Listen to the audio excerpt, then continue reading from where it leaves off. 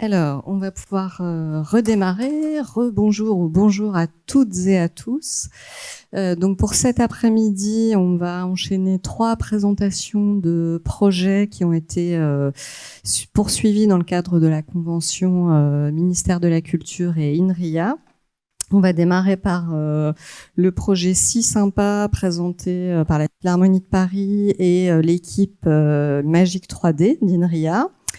Ensuite, le projet DBpedia, porté par le ministère de la Culture et l'équipe Wimix.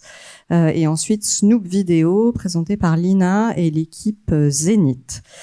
Je vais donc laisser la parole au porteur de projet pour le projet Si Sympa. Merci beaucoup. Donc bonjour à tous et à toutes.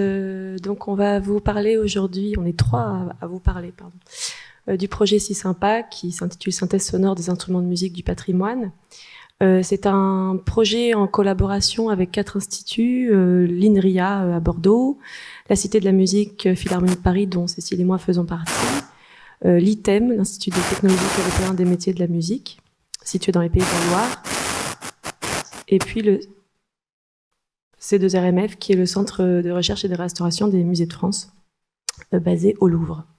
Voilà, comme vous pouvez voir sur cette petite photo, c'est un travail qui a été en grande partie réalisé pendant le confinement, à distance, avec des personnes parfois qui ne se connaissaient pas beaucoup.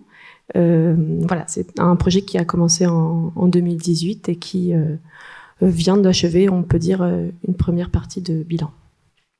Alors le contexte du projet, c'est que le musée de la musique, qui est situé au sein de la Cité de la musique Philharmonie de Paris, possède la collection nationale de tout ce qui a trait aux instruments de musique et à la musique en général. Et c'est un musée dont les œuvres sont encadrées par des critères de déontologie très précis, établis par l'ICOM, l'International Council of Museums, et ces critères interdisent en grande partie qu'on joue les instruments de musique de la collection. Tout simplement parce que la principale mission du musée, c'est de garantir la transmission de ces objets aux générations futures. Et donc en ce qui concerne les instruments à vent en particulier, on s'interdit pour ces corpus leur jeu, tout simplement parce que lorsque vous soufflez à l'intérieur d'un instrument à vent, vous induisez de l'humidité par le souffle du musicien, humidité qui peut engendrer des dégradations à court, moyen ou long terme. Voilà. Donc on se retrouve au musée, on a 1% de la collection qui est jouée. Ça veut dire qu'il y a 99% des instruments dont on n'entend jamais le son. Et donc se pose la question de comment on peut valoriser la fonctionnalité sonore de ces objets alors qu'on ne peut pas les jouer. Voilà. Donc on a décidé de développer ce projet autour d'un corpus particulier qui est le fonds d'archives et les instruments de la famille Besson, dont ma collègue Cécile va vous parler dans quelques instants. Et la question qu'on s'est posée, c'est quelle méthodologie on peut mettre en place pour restaurer la fonctionnalité sonore de ces objets et la diffuser au plus grand nombre. Alors pour ça, on a développé 3 aspects dans ce projet. Les 2 sources d'informations qu'on a, ce sont les instruments de la collection et le fonds d'archives. Et on a décidé d'opérer cette valorisation sonore par 3 aspects. Le premier, c'est la numérisation et la mise en ligne de ces archives qui sont aujourd'hui, qui étaient, pour parler un petit peu crûment, dans des tiroirs et non analysées. La deuxième partie, c'était de faire ce qu'on appelle des facsimilés. Alors un facsimilé, c'est des copies d'instruments qui sont réalisées avec les connaissances et les savoir-faire qu'on a sur l'époque des originaux conservés. Alors c'est une pratique courante dans les musées, mais là notre méthodologie développée, elle avait vocation à développer des facsimilés un petit peu plus précis que d'habitude en termes géométriques. Et le troisième volet, c'est la synthèse sonore, parce qu'on espérait et on espère toujours, pardon, vous allez voir qu'il reste encore un petit peu de chemin à parcourir. On espère pouvoir intégrer dans les espaces de médiation de la synthèse sonore pour que les visiteurs puissent entendre les instruments autrement que lors de concerts avec des facsimilés. Voilà, le but ultime étant bien sûr de valoriser ces 3 aspects auprès du public, que ce soit un public connaisseur, donc luthier, musicien, ou non connaisseur, grand public. Alors, il y a un certain nombre d'enjeux scientifiques là-dedans. Le premier, c'était d'évaluer la possibilité de la synthèse sonore des instruments cuivre, notamment parce que dans les instruments cuivre, vous avez la présence d'une embouchure, là où le musicien met ses lèvres, et que cette embouchure rend difficile de la génération de son, parce que vous devez établir un certain nombre de paramètres physiques à rentrer dans le modèle, qui sont pas évidents.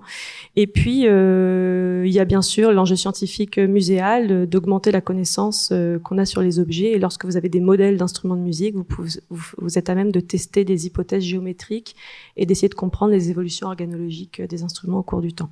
Voilà. Et puis un certain nombre d'enjeux de valorisation dont j'ai déjà parlé un petit peu avant. Alors en termes de financement, donc c'est un projet qui a commencé en 2018, qui a été financé par le ministère de la Culture via d'abord la DRAC de la Pays de la Loire, avec une coordination par l'ITEM. Et puis on a eu un deuxième financement en 2019 qui a permis notamment le financement d'un postdoc à l'INRIA, donc qui a permis d'approfondir le travail et d'aller un petit peu plus loin. Voilà. Alors le plan de la présentation, on va le faire à 3 voix aujourd'hui parce que les compétences impliquées dans ce projet sont multiples. Je vais d'abord laisser la parole à ma collègue Cécile Secconi qui va vous parler des archives Besson, de la famille Besson. Et puis ensuite, mon collègue Augustin Ernoult à l'INRIA en visio prendra le relais et vous parlera de comment on extrait la géométrie sur les instruments réels par tomographie pour ensuite faire de la simulation du comportement physique des instruments, ce qu'on appelle l'impédance en termes acoustiques, et pour aller ensuite jusqu'à la synthèse sonore.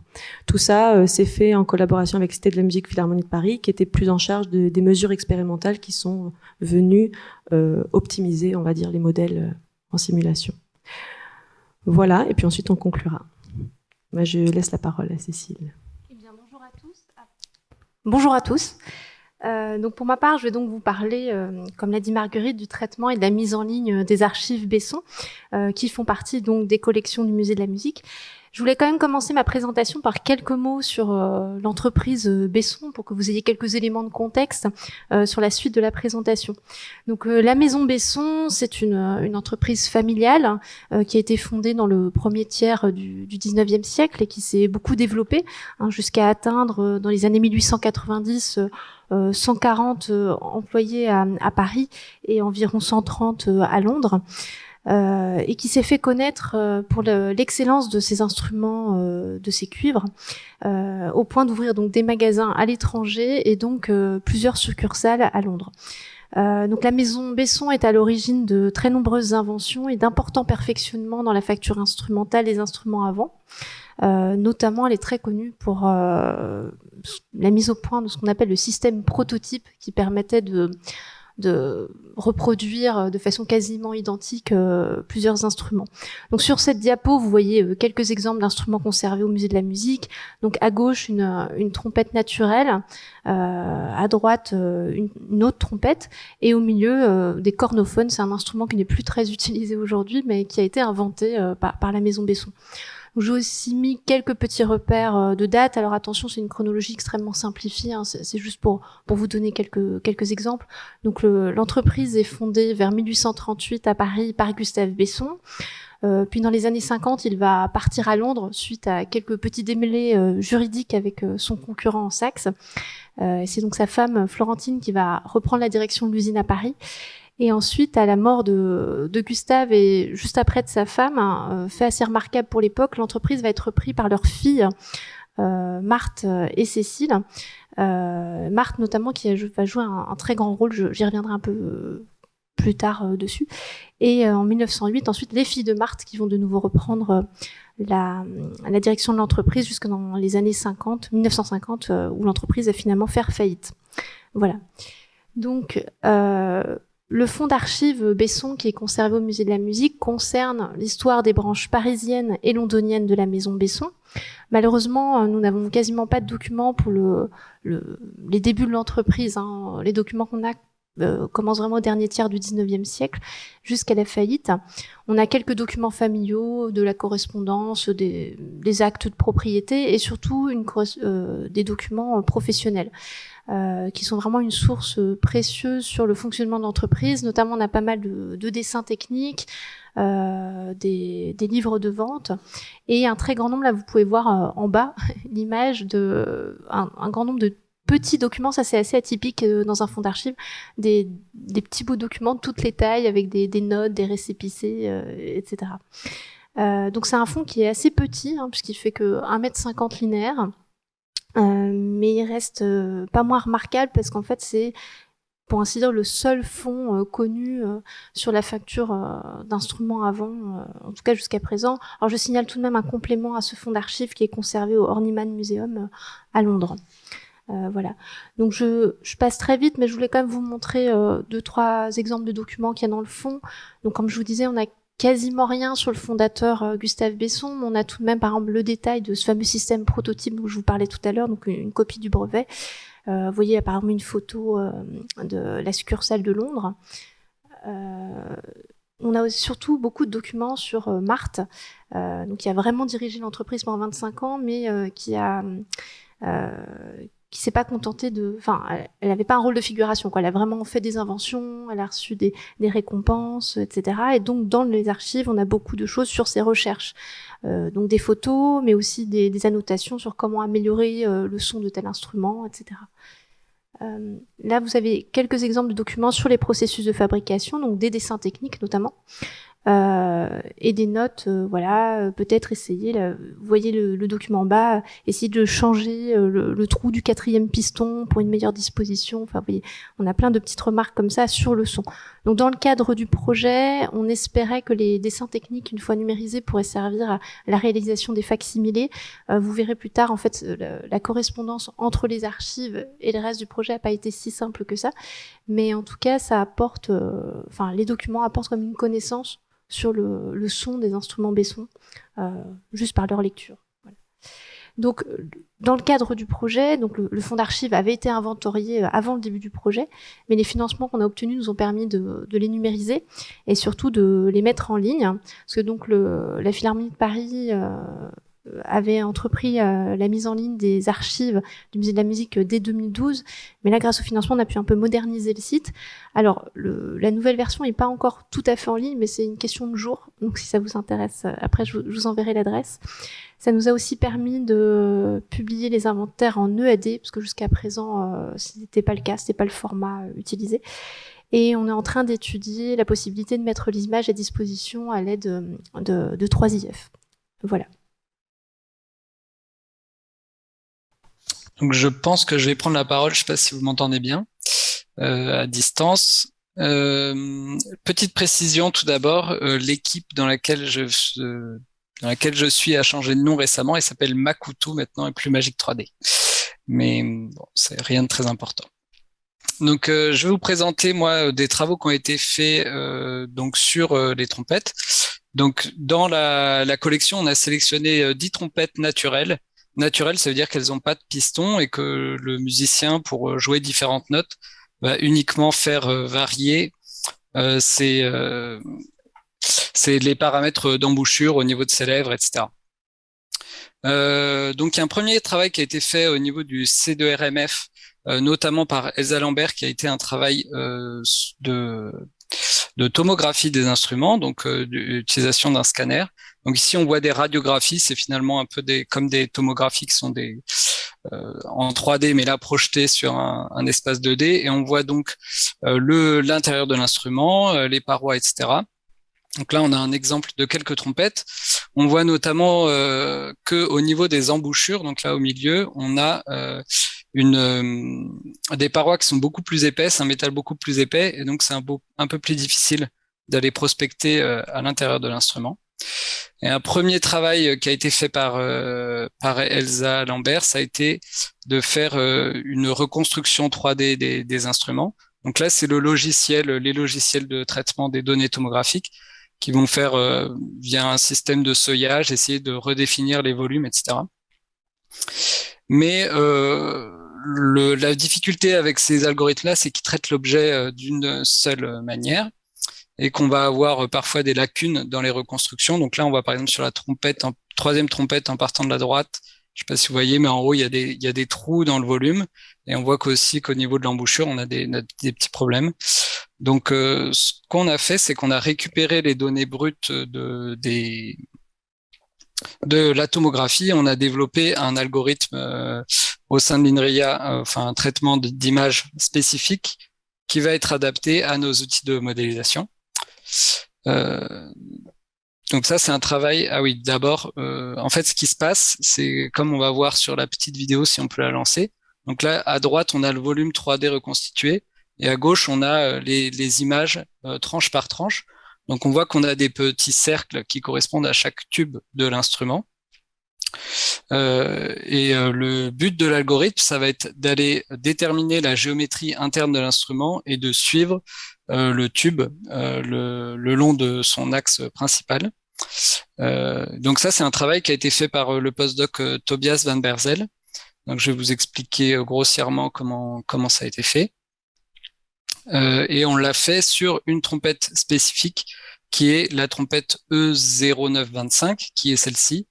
Alors le choix de cette trompette, on avait parmi les 10 trompettes, on s'est focalisé sur celle-ci pour 2 raisons principales, on va dire. D'une part, elle a une embouchure, donc ça c'était important pour pouvoir après aller vers de la synthèse sonore. Et deuxièmement, elle a une géométrie pas trop complexe et à la fois un peu exotique. Donc voilà, bon, ça donnait un aspect intéressant. Donc là, on voit d'ailleurs encore sur cette image qu'on a des problèmes sur les volumes 3D qui sont représentés. Et donc sur la slide d'après, voilà, on voit globalement le travail de l'algorithme qu'a mis en place Tobias.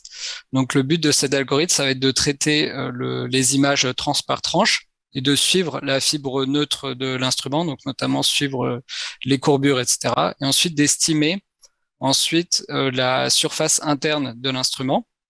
Et ça va nous permettre d'extraire la perce de l'instrument. Ce qu'on appelle la perce, c'est l'évolution du diamètre interne de l'instrument en fonction de la position. Donc c'est ce qu'on voit en bas. Donc là, nous, dans nos modèles, on ne prend pas en compte la courbure de l'instrument. Donc on va supposer que l'instrument est complètement déroulé. Et ensuite, on va pouvoir utiliser des algorithmes de modélisation pour simuler la propagation des ondes dans ce tube. Voilà, donc là, il y a un premier travail qui est assez complexe, qu'on voit notamment qu'il y a des endroits où il y a des... donc là, notamment dans l'image C, je ne sais pas si vous voyez, il y a des artefacts qui sont liés au principe de tomographie et qu'il faut réussir à s'en affranchir pour faire le traitement d'image. Et donc là, on a quelque chose de beaucoup plus précis que ce qu'on obtient par les logiciels commerciaux qui permettent de faire de la reconstruction 3D. Et on a quelque chose qui est vraiment adapté à nos outils de simulation. Donc notamment, ce qu'on va faire, c'est calculer cette fameuse impédance acoustique dont a parlé Marguerite tout à l'heure. Donc l'impédance acoustique, c'est une grandeur qui est liée au ratio pression acoustique sur débit acoustique à l'entrée de l'instrument pour chaque fréquence. Et pour expliquer grossièrement ce que ça veut dire, ça va quantifier la facilité que va avoir la colonne d'air à vibrer à chacune des fréquences. Donc notamment, la première courbe en haut à droite correspond au module de cette impédance et on voit qu'on va avoir des maximums et des minimums en fonction de la fréquence. Et donc à chaque maximum, on va avoir une facilité, la colonne d'air va vibrer facilement à ces fréquences-là. Donc le musicien va pouvoir jouer sur ces notes-là. Donc le trompettiste, quand il joue une trompette naturelle, il va pouvoir passer d'un pic à l'autre et avoir accès comme ça à toute une série de notes. Voilà. Et donc nous, ce qu'on peut faire, au sein de l'équipe Makutu, on est spécialisé dans les méthodes numériques pour résoudre les équations de propagation des ondes. Et donc on a développé un logiciel qui s'appelle OpenWin, qui est un logiciel qui simule notamment la propagation des ondes dans les instruments de musique. Donc à partir de la connaissance de la perce, donc de la géométrie interne de l'instrument, on va pouvoir simuler la propagation des ondes dans les instruments. Donc c'est ce qu'on voit notamment en bas à droite. On a l'évolution des champs acoustiques dans l'instrument en fonction de la position et de la fréquence. Donc on voit qu'il y a des Il y a des endroits où l'énergie acoustique va se concentrer, des endroits où elle va pas être très présente. Donc c'est le principe des ondes stationnaires. Et donc à partir de la connaissance de champs acoustiques, on va pouvoir aussi calculer l'impédance d'entrée de l'instrument à partir des tomographies. Voilà. Merci Augustin. Donc je reprends la parole pour cette partie, pour parler un petit peu plus de mesures expérimentales. L'idée, c'est qu'avec les tomographies, comme a expliqué Augustin, on a eu une première estimation de la géométrie de la perce interne, à partir de laquelle on peut ensuite faire de la synthèse sonore. Alors pourquoi faire des mesures expérimentales? Tout simplement parce que, comme l'a très bien expliqué Augustin, on a des artefacts de tomographie, on a des erreurs géométriques sur cette perce interne, et la mesure sur instrument réel permet de recaler cette perce et de venir corriger éventuellement ces petites erreurs afin que le comportement de la perce simulée soit au plus proche du comportement des instruments réels. Alors comment on fait une mesure d'impédance d'entrée? C'est très simple.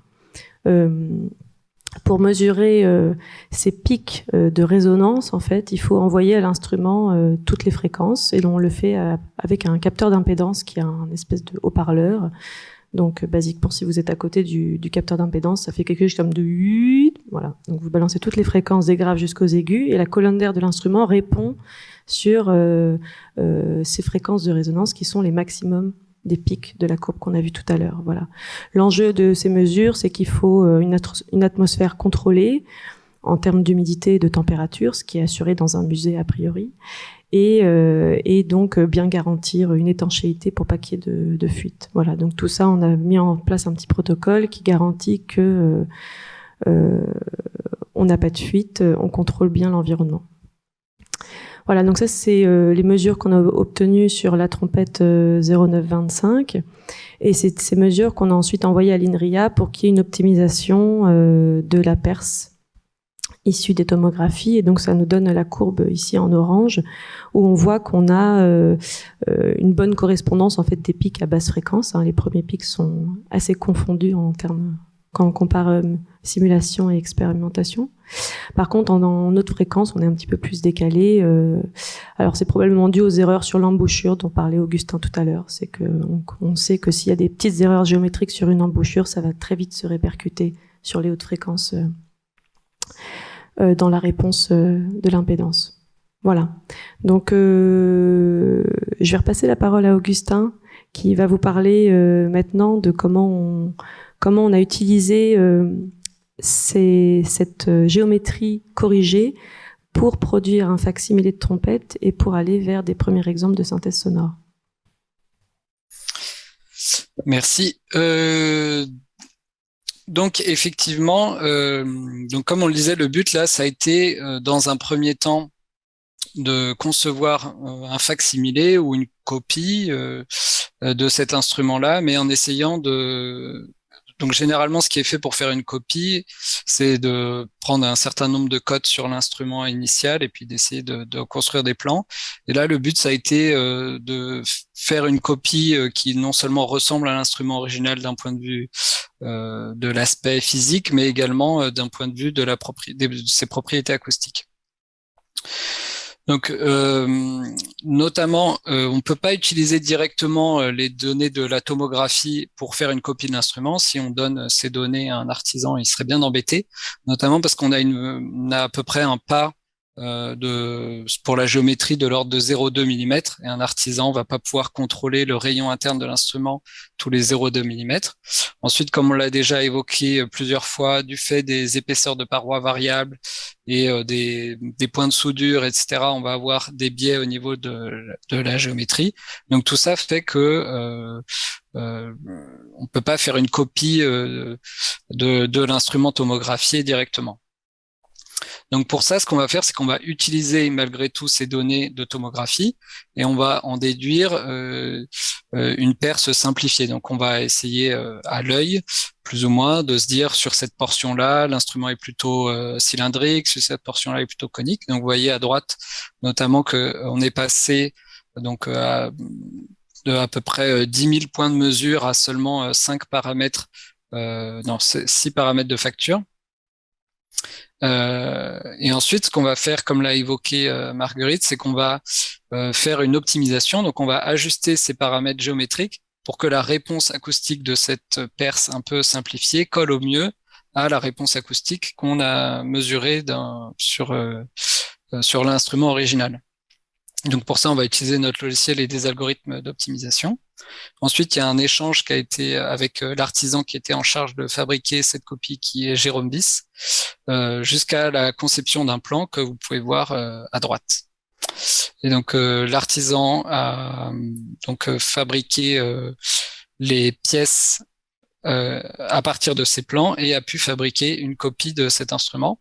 Donc là, vous voyez côte à côte l'instrument original et la copie. Alors, il faut savoir que ce travail d'élaboration du plan et de copie a été un peu entaché par le Covid parce que c'était un peu difficile de se déplacer d'une institution à l'autre. Vous pouvez voir également que la copie n'a pas donc il n'y a pas l'embouchure, donc on a uniquement copié le corps de l'instrument et pour les mesures, etc. Dans la suite, on a réutilisé l'embouchure originale.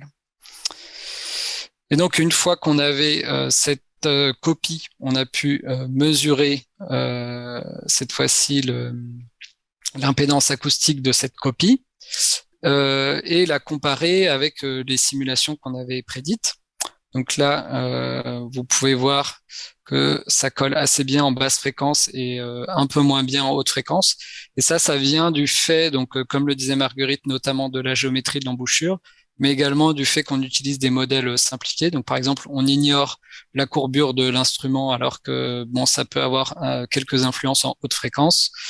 Et puis d'autres effets enfin bon, il y a d'autres effets qui sont négligés dans les modèles. Voilà. Et ce qui est intéressant, c'est ensuite d'aller comparer ça avec la mesure sur la trompette originale. Et là, on voit que finalement, la copie, les mesures sur la copie correspondent très bien, collent très bien avec les mesures sur la trompette originale, et même mieux qu'avec les prédictions du modèle. Donc, c'est plutôt rassurant. Voilà. Et donc notamment, on a quand même un petit biais entre les fréquences de résonance de la trompette, de la copie et de la trompette originale. Donc on a 10 cents. Donc les cents, c'est une unité de mesure qui est beaucoup utilisée en musique. Donc 100 cents, ça correspond à un demi-ton. Et on dit souvent que le seuil d'audibilité est autour de 5 cents. Donc là, on a quelque chose qui est audible, mais qui peut être corrigé soit par le musicien, soit en réajustant les coulisses d'accords, etc., très facilement. Donc, finalement, on a quand même une bonne copie acoustique de l'instrument. Donc, ce que je vous propose, c'est d'écouter des enregistrements et puis je finirai sur la synthèse sonore. Donc, tout d'abord, j'ai pas la main sur les sons, mais la trompette originale. Donc ça a été joué par un trompettiste. Voilà.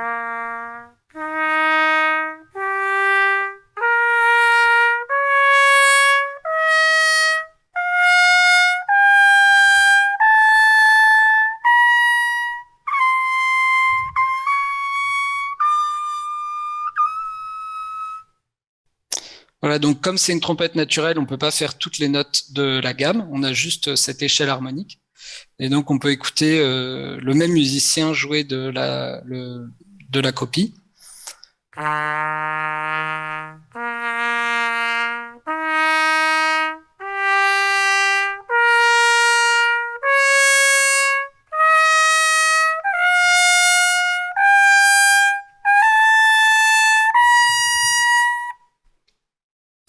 Et puis enfin la synthèse sonore que je discuterai juste après.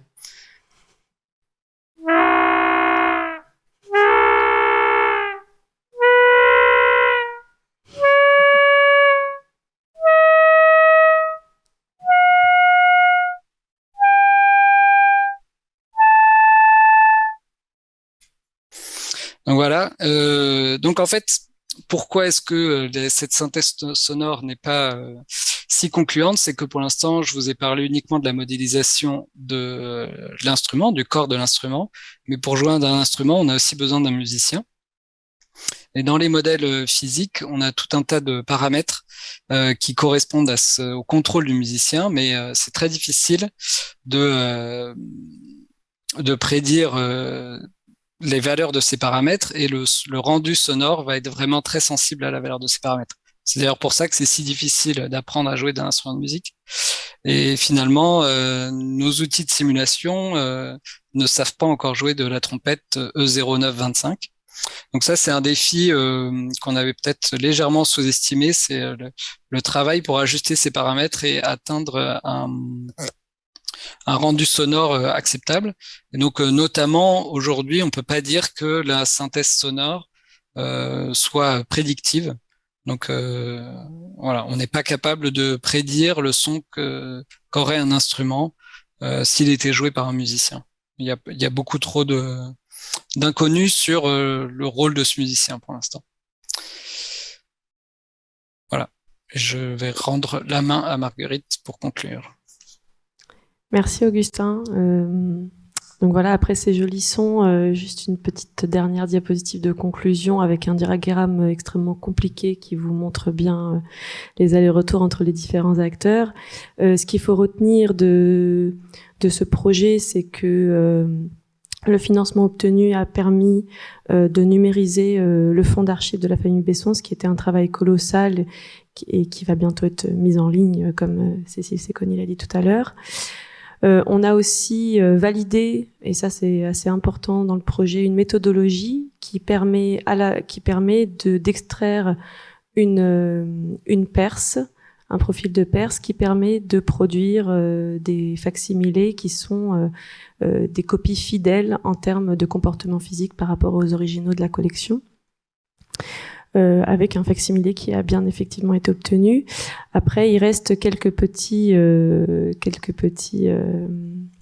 perspectives, notamment en ce qui concerne la synthèse sonore, comme l'a bien dit Augustin.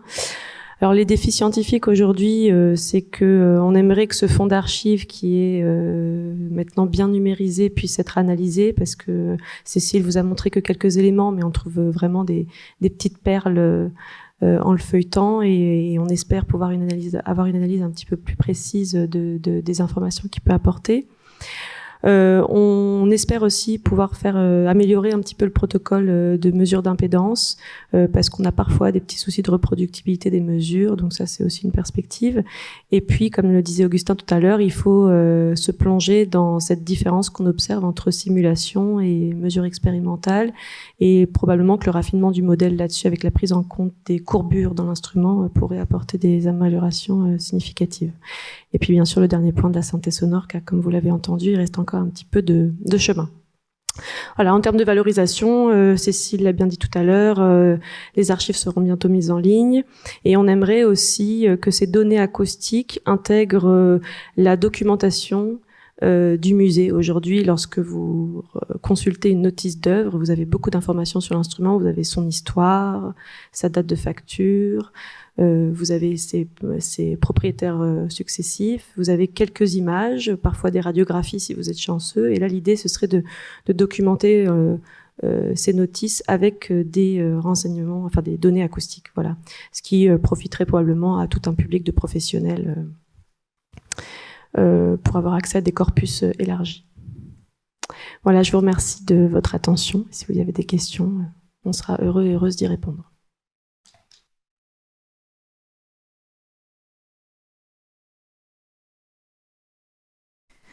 Alors en effet, n'hésitez pas si vous avez des questions sur ce projet musical,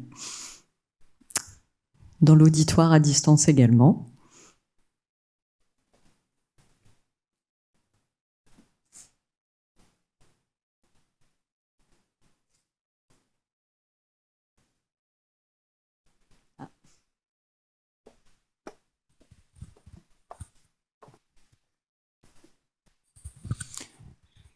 Oui, bonjour, Rémi Taillefer, INRIA. J'avais une petite question. Je voulais savoir si vous aviez des exemples d'autres artefacts qui ont été créés dans d'autres domaines. Alors malheureusement, moi je suis pas radiologue, et notre collègue Elsa Lambert, je crois, qui travaille au C2RMF, n'est pas en ligne avec nous. On sait que c'est essentiellement dû aux matériaux, en fait. C'est le métal qui passe pas très bien qui va créer des artefacts, et c'est d'autant plus important que vous avez une épaisseur de matériaux importante. Dans le bois, c'est beaucoup moins. Par exemple, nous, on radiographie beaucoup d'instruments en bois au musée, c'est beaucoup moins important. Après, j'aurais pas trop d'autres exemples parce que c'est pas trop ma spécialité. Je sais pas si toi, Augustin, t'as d'autres. Je suis pas sûr d'avoir bien compris la question. Artefact en termes de défauts dans la tomographie ou artefact en sens de facsimilé? Plutôt en termes de facsimilé. Alors, est-ce qu'il y a eu d'autres exemples de facsimilé, c'est ça? Oui. Ah.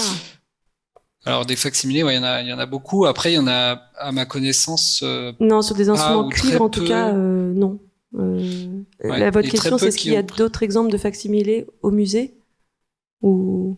Oui, en général, mais je me rapprocherai de Elsa Kamberg, puisque j'appartiens aussi à la mission Padsteak, et je pense qu'ils sont de nature peut-être à nous donner l'info. Nous, ça concerne plutôt des aspects muséographiques dans la reproduction des fonctions de matériel informatique exposé.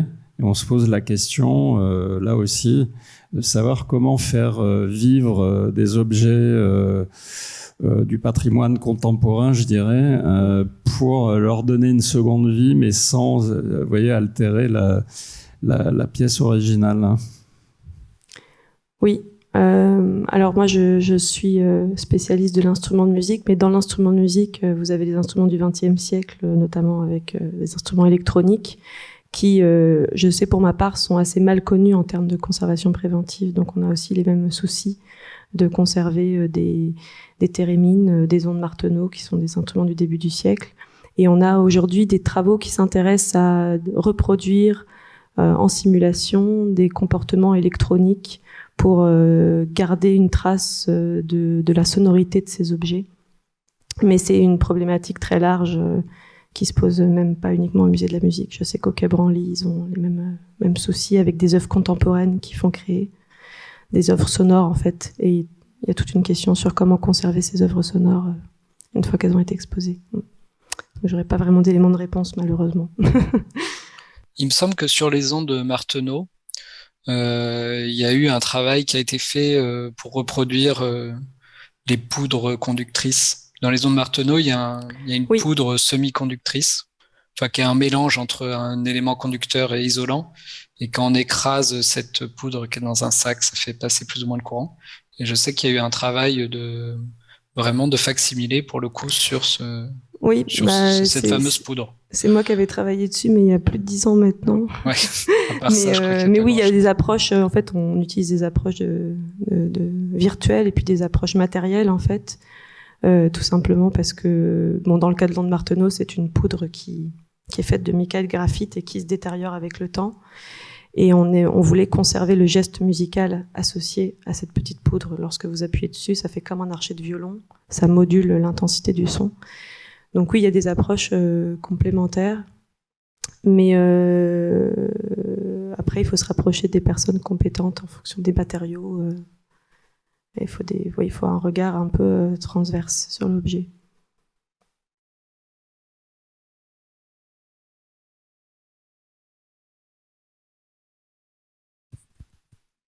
Une autre question? J'avais une question sur la synthèse sonore où tu as indiqué qu'on n'avait pas de très bons résultats parce qu'il n'y avait plus de contrôle du musicien. Est-ce qu'on peut imaginer des dispositifs où sur une synthèse sonore, il retrouverait ce contrôle? Alors oui, c'est possible. Mais en fait, bon, alors on peut imaginer faire une synthèse en temps réel et avoir du coup un outil, un contrôleur qui permette à un musicien par exemple de souffler dans un contrôleur et d'avoir un retour sonore et d'adapter son contrôle pour que le son de l'instrument sorte. Alors par contre, dans un contexte muséal où on veut essayer pour que le son ait un sens d'un point de vue muséal, là c'est un peu plus compliqué. Bon, c'est un problème très compliqué de toute manière en musicologie, quand on fait écouter un son, comment garantir enfin, il n'y a aucune manière de garantir que le son qu'on produit avec un instrument d'époque correspond au son qu'on avait quand il était joué par des musiciens d'époque. Mais en plus, dans les modèles, il y a vraiment une grande liberté pour l'instant dans l'ajustement des paramètres du modèle, même quand on a une personne qui jouerait de cet instrument numérique. Donc ça reste une question ouverte. En fait, aujourd'hui, les modèles de synthèse physique, on peut les ajuster les paramètres pour avoir un son acceptable. C'est possible, mais par contre, que ça prédise le son d'un instrument existant, ça c'est une question beaucoup plus ouverte.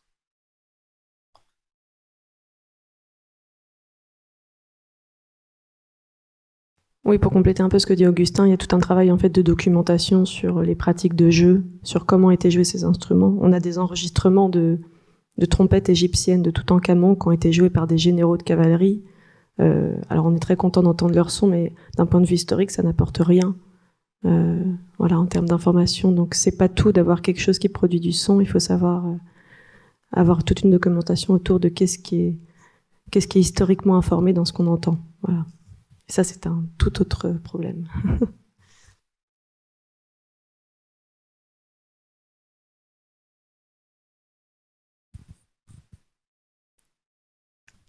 Pas de regrets? Pas d'autres questions? Eh ben, merci beaucoup, Cécile, Augustin et Marguerite.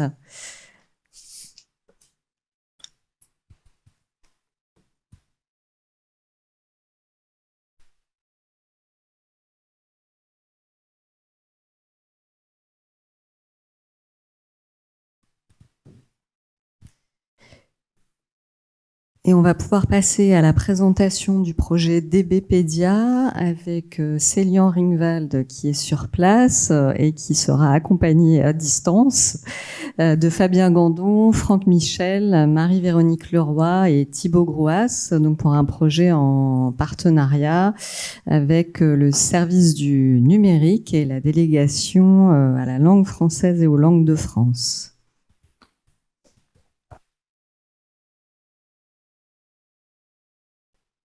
Test micro. Super. Alors bonjour à tous, je suis aujourd'hui très heureux d'être face à vous pour vous parler des avancées permises grâce à la Convention Culture INRIA dans le cadre du projet DBpedia. C'est un projet qui est l'aboutissement aujourd'hui d'une signature entre deux parties qui sont le ministère de la Culture, représenté par Marie-Véronique Leroy de la DEPNUM, Thibaut Grouas de la DGLFLF, ainsi que côté INRIA, l'équipe du WIMIX, qui a une responsabilité partagée entre l'Université Côte d'Azur et le CNRS. Et donc sont inclus ce projet, mes supérieurs, donc Fabien Gandon, Franck Michel, et moi-même, donc Célian Ringwald, ingénieur en recherche-développement à temps complet sur le projet. Peut-être que vous les verrez apparaître derrière moi. Alors, pour vous parler de DBpedia, je vais passer par 3 étapes. Je vais tout d'abord vous parler de l'histoire de DBpedia. Je vous parlerai aussi de l'histoire de la Convention Culture INRIA, car il s'agit aussi d'une convention qui succède une ancienne et première convention. Je vous parlerai donc aussi de la feuille de route qu'on s'est donnée, ainsi que du travail réalisé à mi-parcours, puisqu'on est à mi-parcours aujourd'hui. Alors, concernant l'histoire de DBpedia, impossible de parler de ce projet sans parler de Wikipédia, donc créé en 2001, qui est une encyclopédie que tout le monde, j'imagine, dans la salle connaît. C'est le site, tout simplement, à but non lucratif le plus requêté et le plus consulté aujourd'hui. C'est une encyclopédie numérique, contributive, ouverte à tous, multilingue, une porte d'accès formidable à la connaissance, mais... il s'agit en fait là d'une information qui est semi-structurée, qui a été créée par des humains pour des humains et qui est du coup pas disponible ou non disponible de manière structurée pour des applications informatiques. Alors, en 2006, a été créé justement DBpedia qui vise à extraire des informations de Wikipédia pour les fournir à travers les standards du web sémantique. Donc, c'est un projet qui est né d'un partenariat entre 3 entités. OpenLinks, qui est un moyen logiciel de pouvoir héberger ces données, ainsi que 2 universités en Allemagne, celle de Mannheim et l'Université libre de Berlin. Alors, DBpedia, concrètement, c'est quoi? C'est une ontologie, un système de mise en correspondance et un système d'extraction qui permet tout simplement d'interroger Wikipédia comme une base de données. Alors, une description ontologique, c'est quoi? C'est une représentation sous forme de classification qui permet de repérer les différents objets qu'on peut trouver dans un environnement et de lui attribuer les propriétés qui peuvent être attribuées à ces objets. Oui, mais comment passer d'un article Wikipédia à une description sémantique de celui-ci? Alors, là, vous avez face à vous l'article Wikipédia de Paris. Vous savez de manière pragmatique repérer où est le titre, où est le résumé de cet article, qu'on voit d'ailleurs apparaître et annoter ici. Et ce qui a permis, et ce sur quoi repose le système de DBpedia, en grande partie, c'est la cartouche que vous connaissez tous, qui est située en haut à droite de l'article. Il en existe pour chaque type d'article. Il y en a pour décrire des objets liés à la culture, à l'art, à des biographies, etc., etc. Je ne vais pas vous faire la liste. Et en fait, ça permet de définir le type d'article qui est décrit et les propriétés qui peuvent être attribuées à cet article. Alors, quand on va, et quand on est un peu aventureux et qu'on va aller voir le code qui est derrière un article Wikipédia, on se retrouve face à quoi? Une suite de balises. Et donc, vous pouvez voir que nous avons ici la cartouche et la balise qui décrit en fait la cartouche commune de France et qui est issue en fait d'annotations des Wikipédiens. Alors, quand on regarde un peu plus en détail ce système de balisage, on voit facilement qu'à gauche pour vous aussi, oui, vous avez les propriétés et à droite, on a des valeurs et donc qui sont remplies par les Wikipédiens. Alors, à côté de ça, DBpedia, c'est un système de mise en correspondance qui vise du coup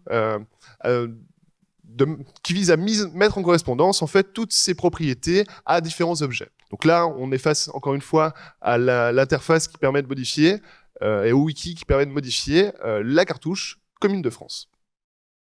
Alors voilà, une fois qu'on a réalisé cette mise en correspondance, on obtient quoi?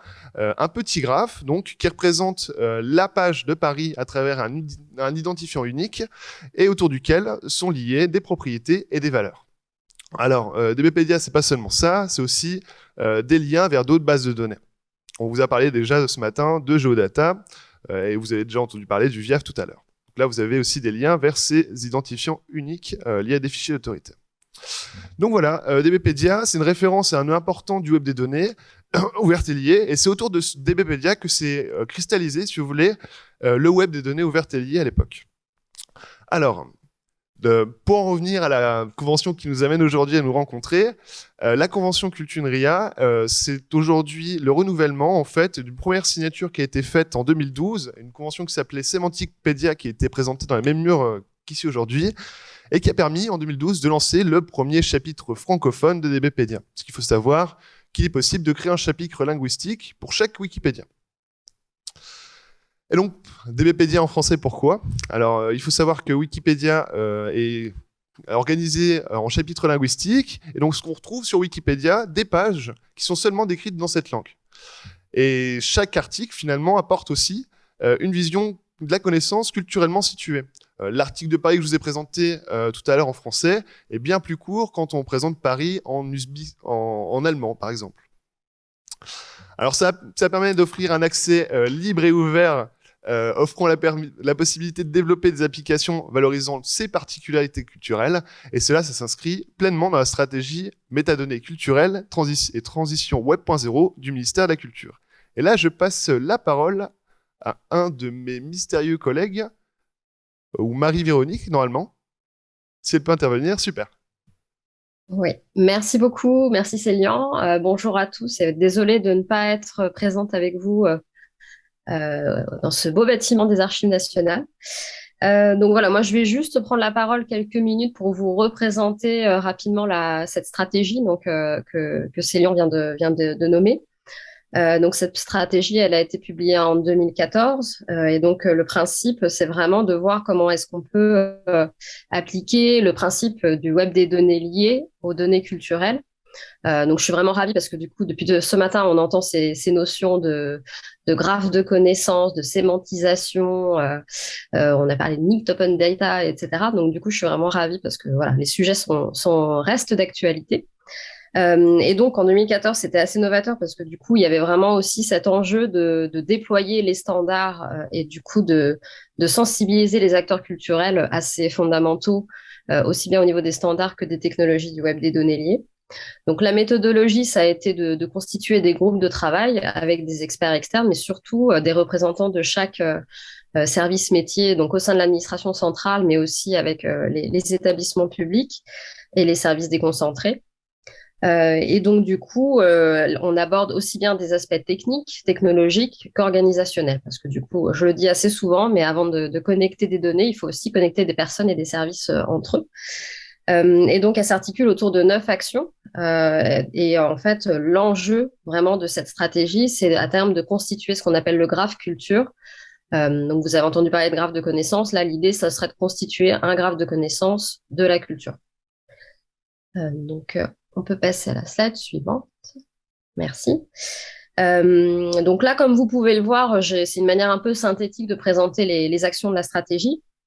Donc, comme vous pouvez le voir, on a 4 grands blocs. Un bloc autour de l'identification, donc qui est un des éléments de base du web des données, donc parce que du coup, il faut pouvoir accéder et identifier de manière unique et pérenne les éléments, donc aussi bien les objets que les personnes, les sources qui produisent les données. On a un bloc autour de l'interaction, donc comment est-ce qu'on pourrait allier participatif et web des données liées. Aussi, comment est-ce qu'on peut sémantiser justement tout ce qui est données événementielles, donc qui sont des éléments qui sont un peu indépendants jusqu'à présent des données, en tout cas des ressources et des collections des établissements. On a un autre bloc qui est plutôt autour de la confiance, donc comment est-ce qu'on peut faire de la veille technologique, qu'est-ce que du coup tout ce qui est aussi formation et sensibilisation des acteurs culturels. Et aussi, bien entendu, avec le volume de données qui va croissant, comment est-ce qu'on peut garantir la traçabilité et la provenance des données qui sont sémantisées. Et enfin, en tout dernier, mais du coup, c'est plus pour assurer la transition, un bloc autour de l'interconnexion, donc du coup, il s'agit vraiment de publier les jeux de données, publier les référentiels et faire tout ce qui est alignement entre ces référentiels. Et donc, il y a tout un enjeu du coup de justement constituer ce graphe culture et aussi sortir des silos les jeux de données. Et donc, quand je parle d'aligner les référentiels, il y a un enjeu important parce que, comme vous l'avez vu, DBpedia, il est vraiment au centre du nuage du linked open data, comme Célian vous l'a montré tout à l'heure. Et en fait, là, je vais passer la parole tout de suite à Thibaut Grouas, mais du coup, juste avant, pour vous dire que donc ces actions seront approfondies dans le courant de cette année et la stratégie de sémantisation des données culturelles sera également réactualisée dans le courant de cette année, justement pour pouvoir faire en sorte que ce graphe culture prenne forme. Et donc là, maintenant, je passe la parole à Thibaut pour présenter un des projets, une des preuves de concept qui a un peu enclenché, en tout cas déclenché toute cette démarche. Toi, Thibaut. Oui, merci beaucoup Célian et Marie. Alors moi je suis donc Thibaut Grouas, je travaille à la délégation générale à la langue française et aux langues de France au ministère de la Culture. Et nous on a tout de suite en fait perçu l'intérêt linguistique extrêmement fort de travailler sur les données de Wikipédia et d'arriver à proposer une extraction sous la forme de DBpedia qu'on connaît aujourd'hui. Alors c'est vrai qu'on a mené différentes expérimentations dans ce domaine et on s'est très tôt intéressé au sujet de données issues de la base Joconde qui est produite par le service des musées de France, donc au ministère de la Culture, et qui regroupe plusieurs centaines de milliers de fiches sur des œuvres présentes dans les musées.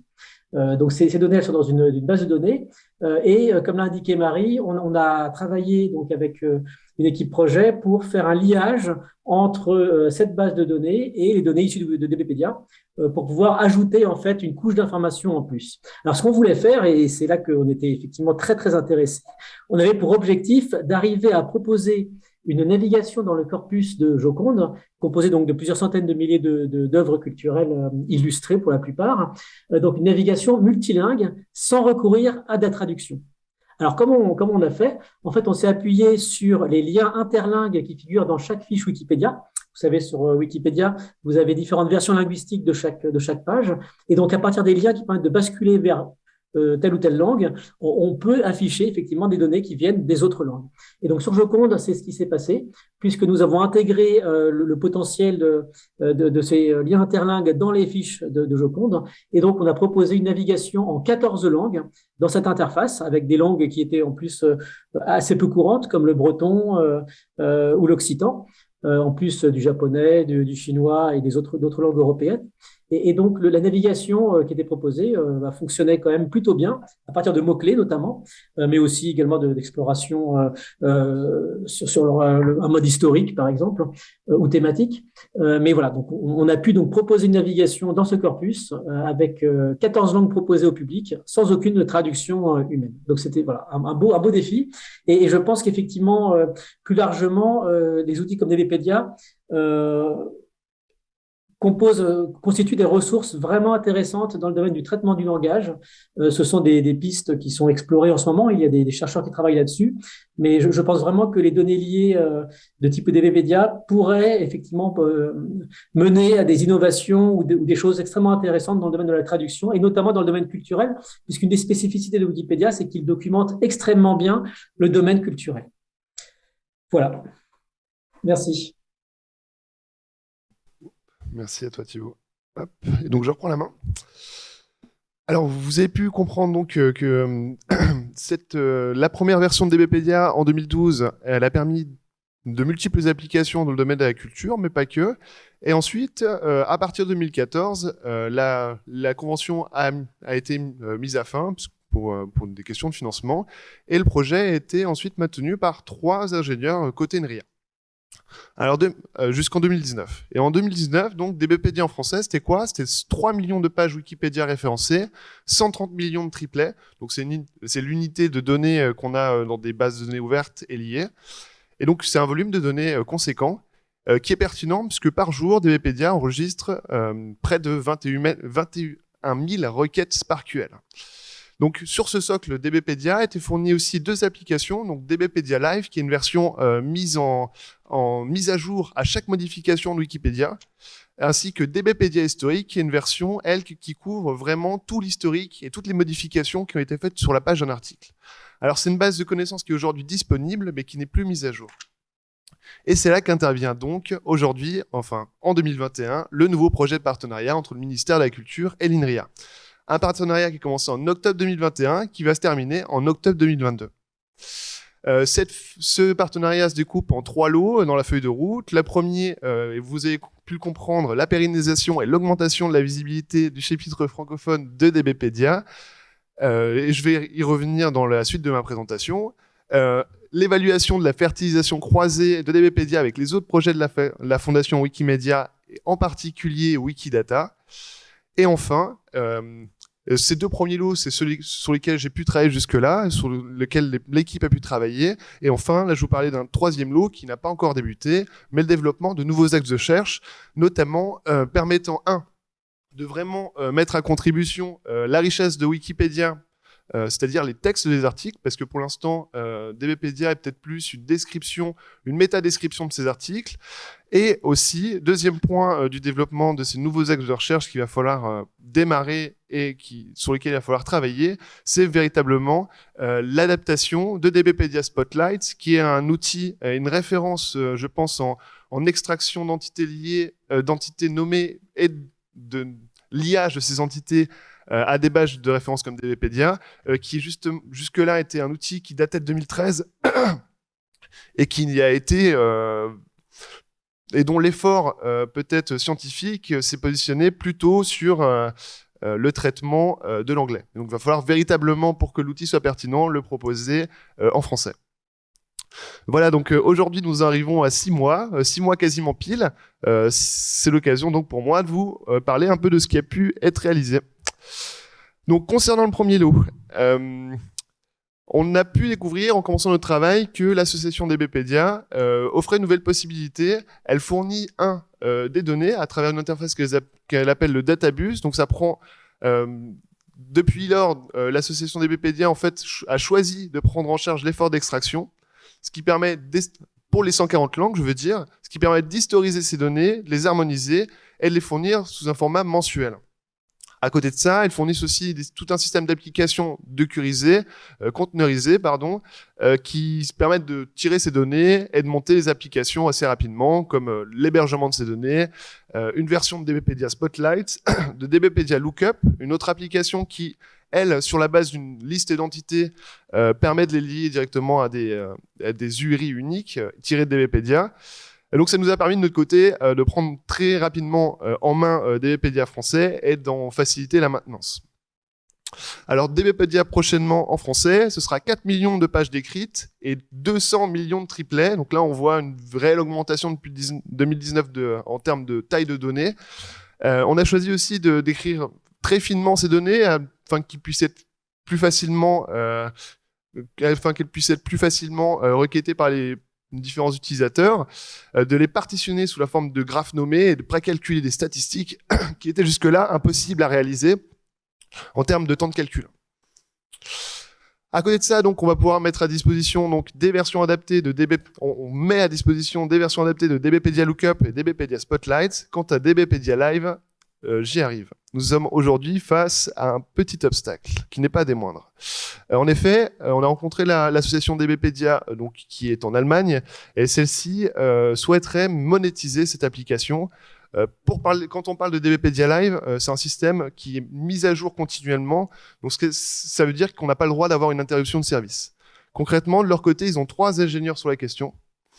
Et bon, il faut pouvoir rémunérer cette équipe-là. D'un autre côté, cette application-là a un intérêt économique qui est évident, notamment quand on veut faire de la veille d'information stratégique. De notre côté NRIA et ministère de la Culture, on ne s'est pas encore positionné sur comment on pouvait fournir ce service-là. Concernant DBpedia historique, vous avez pu comprendre que DBpedia, l'association, donc, se proposait de réaliser des extractions. De notre côté, donc, de notre côté, nous, ce qu'on va tendre à faire, c'est proposer de nouveaux extracteurs, notamment DBpedia historique, une application dont je vous ai parlé dans la première partie, la deuxième partie. C'est véritablement une création originale du chapitre francophone, mais elle n'a pas été prise en main par les différents autres chapitres linguistiques parce qu'on n'avait pas réalisé et inséré ce code-là dans le framework utilisé actuellement. Donc ce sera une des prochaines missions que nous aurons à réaliser. Ensuite, ça c'est un peu anecdotique, on a refondu le site web, on l'a remis au goût du jour, et puis on a mis à jour les tutoriels et enrichi la documentation afin que vous, potentiels utilisateurs, puissiez véritablement tirer parti des nouvelles avancées qu'on a pu réaliser. Alors un autre problème crucial, c'est celui de l'extraction des articles. C'est aussi un gros volume de données là. Donc là, vous avez face à vous l'article Wikipédia des Archives nationales. C'est crucial parce que il faut 3 mois pour récupérer les résumés des 140 chapitres, de Wikipédia par l'association.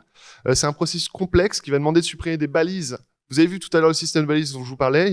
Il demande donc de pouvoir supprimer ces balises afin qu'ils soient lisibles directement par des humains.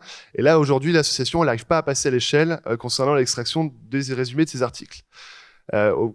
Concernant DBpedia français, on nous est livré seulement que 3% des résumés, ce qui n'est véritablement pas assez.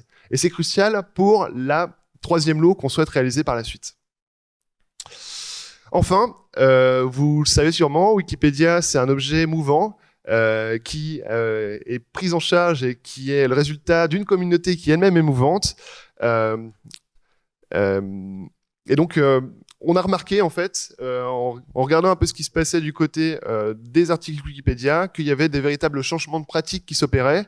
Là, on avait réalisé, tout à l'heure, je vous ai expliqué un peu le système de mise en correspondance qui nous permettait de passer justement des cartouches à notre format ontologique. On avait réalisé 200 à l'issue de 2019. En 2021, une centaine sont désuètes. Donc, il y a une véritable urgence, à retravailler là-dessus. Donc, une campagne de mise en correspondance doit être menée là-dessus. Voilà, alors, ce qui nous fait glisser tout doucement sur le deuxième point du projet, la fertilisation croisée de DBpedia avec les autres projets de la fondation Wikimedia. Donc, vous le savez, Wikipédia est le membre d'une famille nombreuse, Wikimedia, qui est une association à but non lucratif et qui héberge et anime d'autres projets. Il y en a beaucoup. Dans notre cadre, nous nous intéresserons surtout à Wikicommons, au Wiktionnaire et bien sûr Wikidata. Nous y arrivons. Alors concernant le Wiktionnaire et le Wikimedia Commons, il s'agira là pour nous de créer des extracteurs spécifiques. Il en existe déjà. Il va falloir de notre côté seulement, si j'ose dire, adapter ces extracteurs à la langue française. Nous arrivons donc maintenant à Wikidata. Donc c'est une base de connaissances centralisée qui a été créée en 2012 et qui a pour but en fait d'harmoniser des données qui sont présentes sur les différents projets Wikimedia. Donc c'est la contribution d'humains, d'accord, mais aussi de robots. Et donc aujourd'hui se pose la question de l'intégration de ces données du côté des Wikipédiens aussi. Côté anglophone, ils sont face à des véritables freins. Ils ont choisi d'utiliser ces données avec de véritables parcimonies. Pourquoi? Parce que dans un premier temps, il est très facile de vandaliser ces données-là et ce vandalisme va se répercuter sur une 140aine de chapitres, donc un impact énorme. Et ces données-là ne sont pas forcément corrigées dans la foulée. Et ensuite, il y a un autre problème plus philosophique qui se pose de ce côté-là, c'est quand on parle de sujets qui sont plus controversés et non institutionnalisés, il est difficile dans ce cadre-là d'afficher une seule valeur unique et vraie à une propriété d'objet. Bon, on sait tous que la capitale de Paris, la capitale de la France est Paris, mais quand je vais vous demander quelle est la frontière entre la Palestine et Israël, il peut y avoir débat, par exemple. Donc voilà. Mais par contre, quand on regarde ce qui se passe sur Wikipédia France, on se rend compte là qu'on est face à une présence de Wikidata qui est de plus en plus prégnante. C'est pas le cas sur les autres chapitres. Les liens interwiki sont générés par Wikidata. Il y a aussi d'autres contenus inscrits dans les pages Wikipédia qui sont générés par Wikidata. Il y a aussi de nouvelles cartouches dynamiques. Et voilà, on retrouve ici nos changements de pratique. Alors vous avez dit dynamique, retournons donc maintenant sur l'article des Archives nationales. Nous retrouvons, hop, je vais peut-être pas me faire un torticolis, mais hop, nous retrouvons ici la balise qui correspond à notre cartouche. Cette cartouche, là, comme vous pouvez le voir, elle est quasiment vide. Qu'est-ce qu'on a dedans? Hop, seulement le logo qui a été ajouté. Alors le reste des données, vous imaginez bien qu'elles proviennent de Wikidata. Ok. Donc là, on est face à un changement de pratique qui est véritablement parlant. En 2016, on avait une quasi-égalité de cartouches qui étaient statiques et dynamiques. Et là, en 2021, on a plus de cartouches qui sont dynamiques et donc qui vont piocher ces données-là dans Wikidata. Alors, c'est là qu'on arrive à un tournant.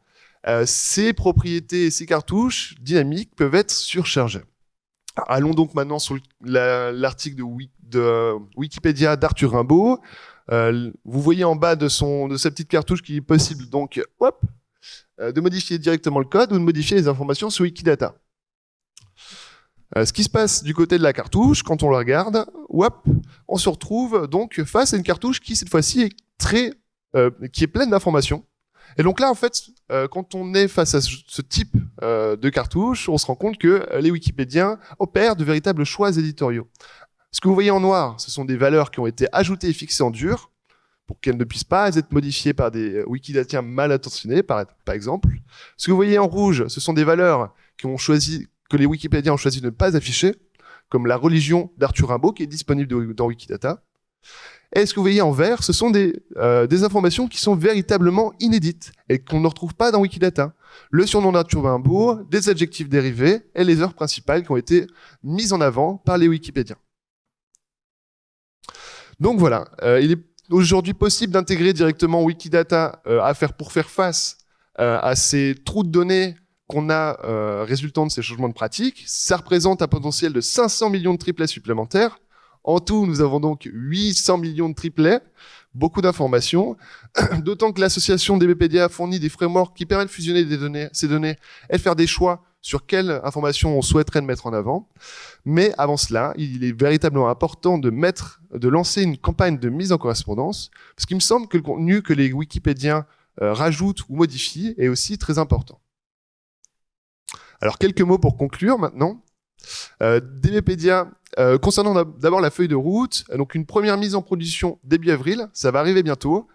Une seconde qui va arriver courant mi-juin, qui va intégrer cette fois-ci un saut qualitatif important, puisqu'on aura pris en compte ces changements de pratique, et on aura fusionné ces données avec Wikidata.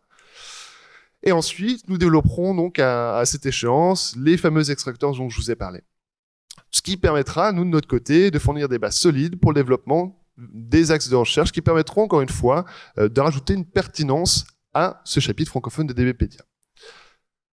Concernant DBpedia dans son ensemble, il s'agit, d'après nous, en tout cas, d'un patrimoine culturel numérique qui demande à être préservé et maintenu, dont il est essentiel d'assurer la gouvernance, ce qui donne tout son sens à ce nouveau partenariat entre le ministère de la Culture et l'INRIA. Je vous remercie et je vais peut-être passer la main à mes associés et s'ils souhaitent rajouter un mot.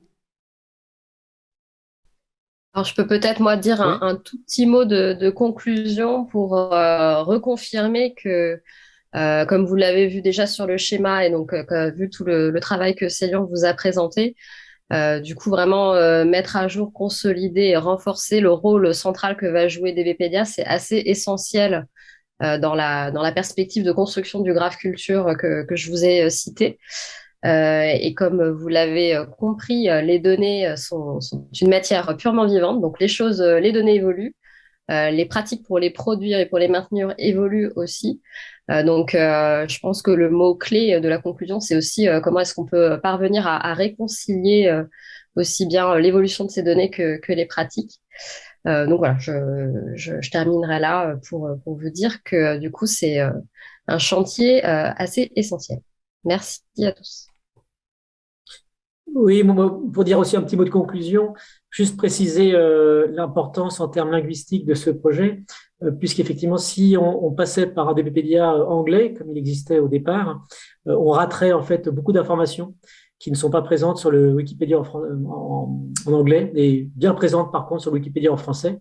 Donc il y a un vrai enjeu de place de la langue française à travers ce genre d'outils qui permettent effectivement de toucher beaucoup plus de données que ce qu'on ne pourrait atteindre en passant par l'anglais. Donc voilà, c'est aussi en fait un objectif politique de visibilité et d'outillage de la langue française. Merci à tous. Et retrouvez-nous bientôt, du coup, sur fr.dbpedia.org. Si vous avez des questions.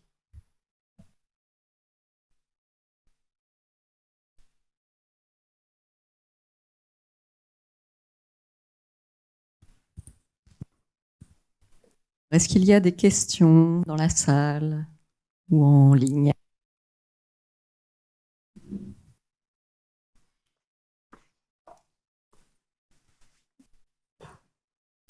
Bonjour, donc Athènes Briat, ministère de la Culture, département du numérique.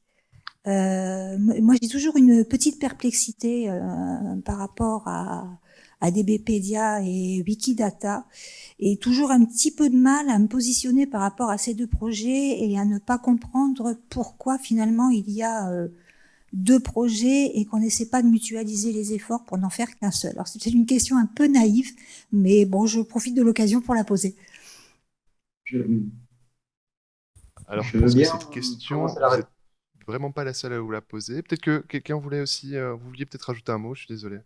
Thibaut, Marie. Fabien, je ne sais pas si vous m'entendez. Oui, bah, bien sûr. Fabien. Oui.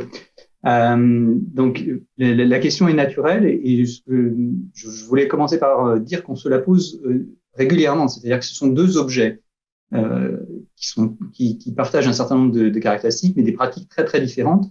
Et c'est d'ailleurs un des enjeux des travaux que Célian mène actuellement. On essaie de comprendre qu'est-ce qui est de chaque côté, qu'est-ce qui est propre à chaque côté, et qu'est-ce que l'on peut attendre de chacun de ces jeux de données, et qu'est-ce que l'on ne peut pas attendre. L'étude, donc, Célian n'a pas pu descendre dans les détails des études statistiques qu'il a faites sur les usages, mais une des choses que cette première partie du projet a montré, c'est que, par exemple, pour un même type de données, on va pas la trouver du même côté, c'est-à-dire DBpedia ou Wikipédia, en fonction du fait qu'on s'intéresse au chapitre francophone ou anglophone. Ça, c'est une des choses qui n'était pas visible avant et qui montre que, par exemple, on a besoin d'une compréhension un peu plus fine des pratiques actuelles des Wikipédiens et aussi des wikidatiens, si on peut dire, pour comprendre quel type de données on peut attendre d'un chapitre dans une certaine langue et quel type de données il sera préférable d'aller chercher dans Wikidata. Alors après, pour revenir sur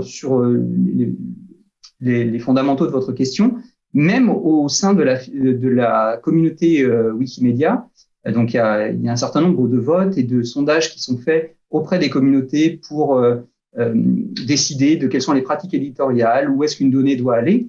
Même au sein de la communauté Wikimedia, il se pose des questions sur ces deux objets.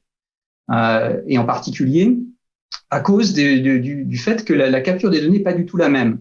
La capture des données dans Wikipédia, elle est vraiment, vous êtes sur la page, vous éditez la page, vous modifiez les données dans la page. La capture des données dans Wikidata, c'est vraiment l'approche wiki, mais non pas sur un document semi-structuré tel qu'une page wiki, mais sur un document fortement structuré, tel que l'est une page Wikidata. Donc, c'est vraiment de l'édition de données.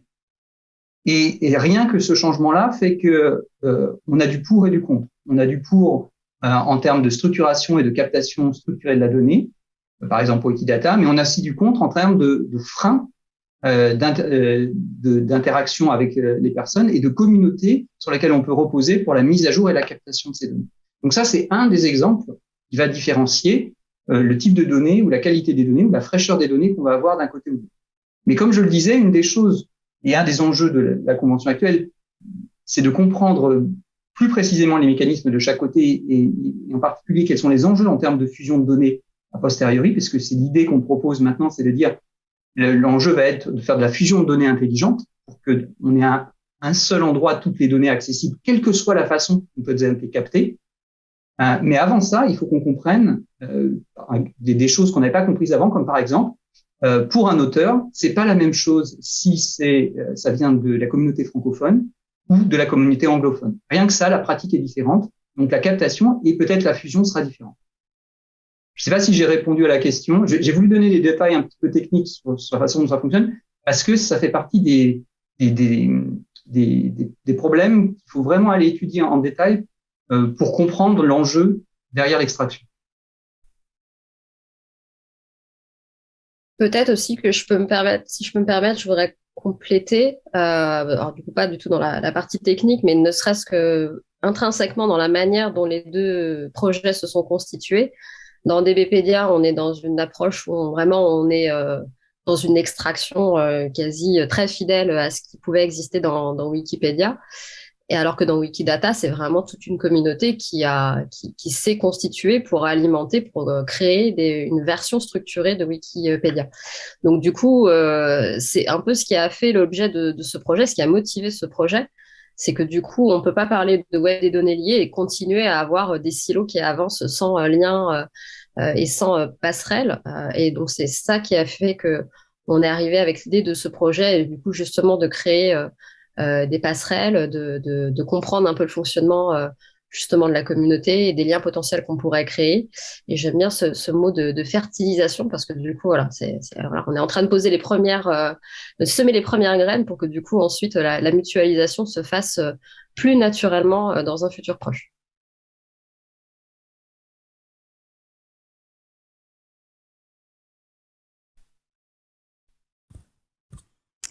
Merci pour cette réponse développée, circonstanciée, détaillée.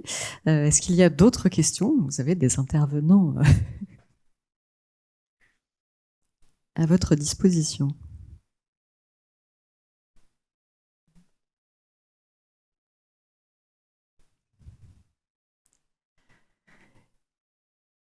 Eh bien, on va vous remercier. Merci beaucoup, Célian, Thibaut, Fabien et Marie-Véronique.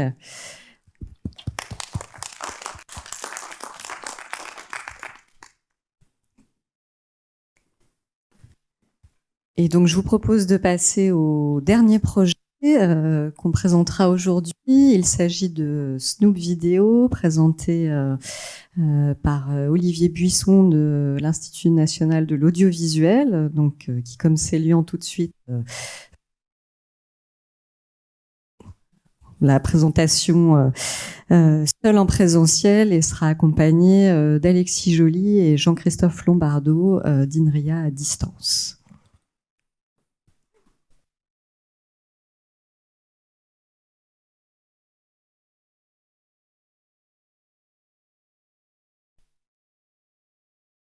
Parfait. Une minute, je dois m'installer.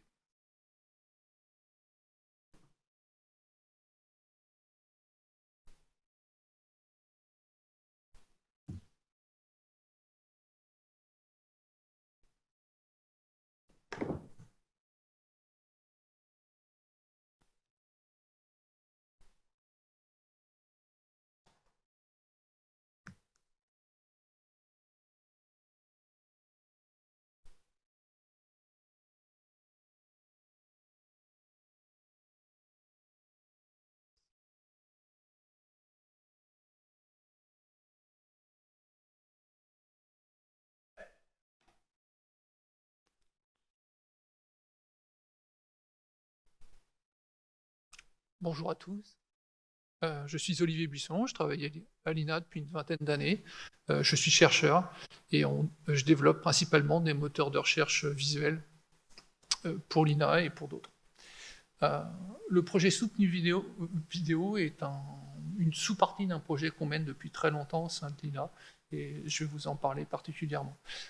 Les personnes qui ont participé à ce projet Soutenu vidéo sont Théo Delfieux, qui a principalement travaillé sur le développement d'interfaces qu'on va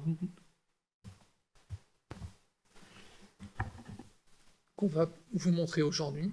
Jean-Christophe Lombardo, qui participe au développement du tiers des technologies. Alexis Joly, avec lequel je co-encadre la thèse de Quentin Leroy, qui est en CIFRE à l'INA.